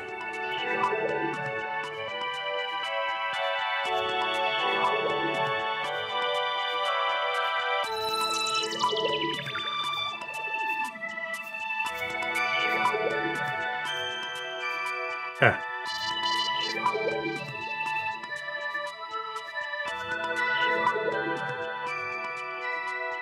So normally, we have 0, and we've got 1, and we got a linear progression from 0 to 1. Then we're going to have 2 over here, and it's going to keep going up to 2. So we've got a range from 0 to 2 because we're just adding these two 0 to 1 textures together. And we want to get... But what we want is we want something that basically goes... do, do, do. So what we basically want is we want a triangle wave. We want 1.5 cycles of a triangle wave, basically. So how do we get a triangle wave? Well, the cheapest way to make a triangle wave is to take a sawtooth wave, is to generate a sawtooth wave, and then the cheapest way to generate a triangle wave is to take a sawtooth wave and then cut it in half and then rectify it so that it becomes like that. That's a nice cheap way to generate a triangle wave. So how do we get the sawtooth wave in the range we want? We want the range to be from like here, which is 0.5 to, let's say, like 0, 0.5, 1, 1.5, 2. So we want a range of 0.5 to 2. So what we're going to do is we're going to... We just want to remap 0 to 1 to... So what we're going to do is we're going to remap 0 to 1. Or, no, we're going to... Well, we could remap 0 to 1. So, because of what this is, we'd end up remapping 0 to 1 to... 0.5 to 2. But if we were doing this in a regular program, we would be remapping it as 0 to 2 to 0.5 to 2. Which is a calculation that I'm sure we can do, but I don't feel like doing it right now. But it's easy enough to do. My brain is working. But what that basically ends up looking like is... Let's take this as an example.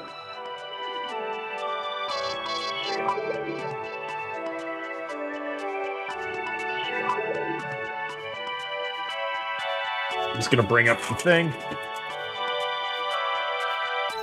Is we're going to basically go like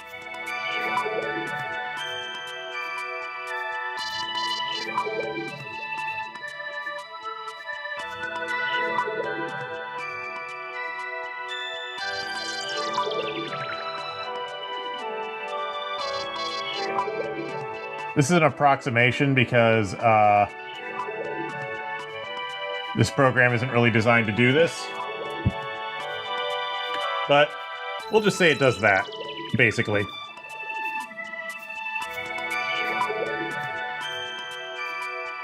And I'm just gonna use this to generate a thing in OBS real quick so I can show this properly.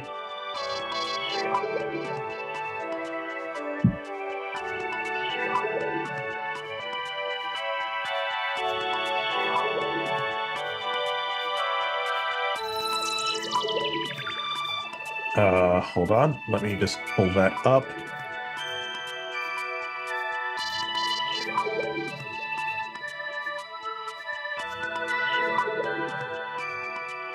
Anyway, now that we've done that,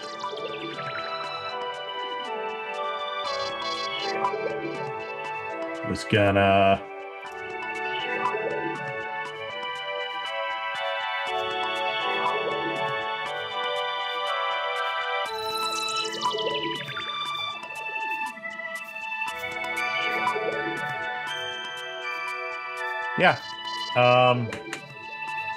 it's quite simple. And as these layers move around relative to each other, yeah, I get the Nintendo water effect. With all these, like, blobs and globs moving around relative to each other. It's that easy. And basically you just apply this as an additive. Either you'd apply this as an additive shader on top of whatever's underneath, or you'd use this as your transparency layer for your as your transparency input for your material, for your water material. And you just have these two things moving relative to each other, and that's it. That's all you have to do. You might want to adjust the curves a little bit, but yeah, that's the basics of it. Now I'm gonna turn this back off. Yeah, it's quite simple. It's quite easy. Quite excellent. Yeah, Nintendo water is really easy to do. Which, of course, GameCube water is really easy to do, which of course it was. They got it working on the GameCube. And the Wii. And it still looks good. Because they cared about making it look good, and they were willing to put in the artist's time and effort to do it. And that's all I had to say on that matter. I think. Maybe I didn't. I don't know. I think I had more to say, but Ikoma scrambled my brain because he always does that every time he shows up. I don't think he does it on purpose, it's just we have conflicting energy levels, which I like the guy, but, you know. We're frequently not on the same page. I'll put it that way. Like, you might have noticed that I kept trying to say things earlier and it wasn't working. It's fine. I like him. Anyway, I'm going to look for someone to raid tonight. Because I think I'm about done streaming. My brain is done streaming. I've been at it for like an hour and a half now. No, 3.5 hours. I can't even remember how much time has passed. That's how bad my brain is right now.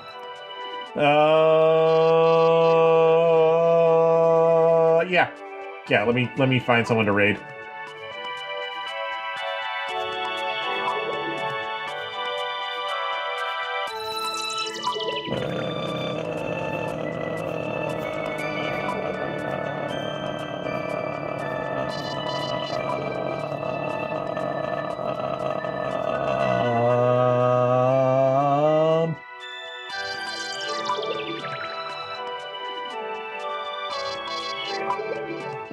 I will stream this nerd. I will raid this nerd playing Subnautica.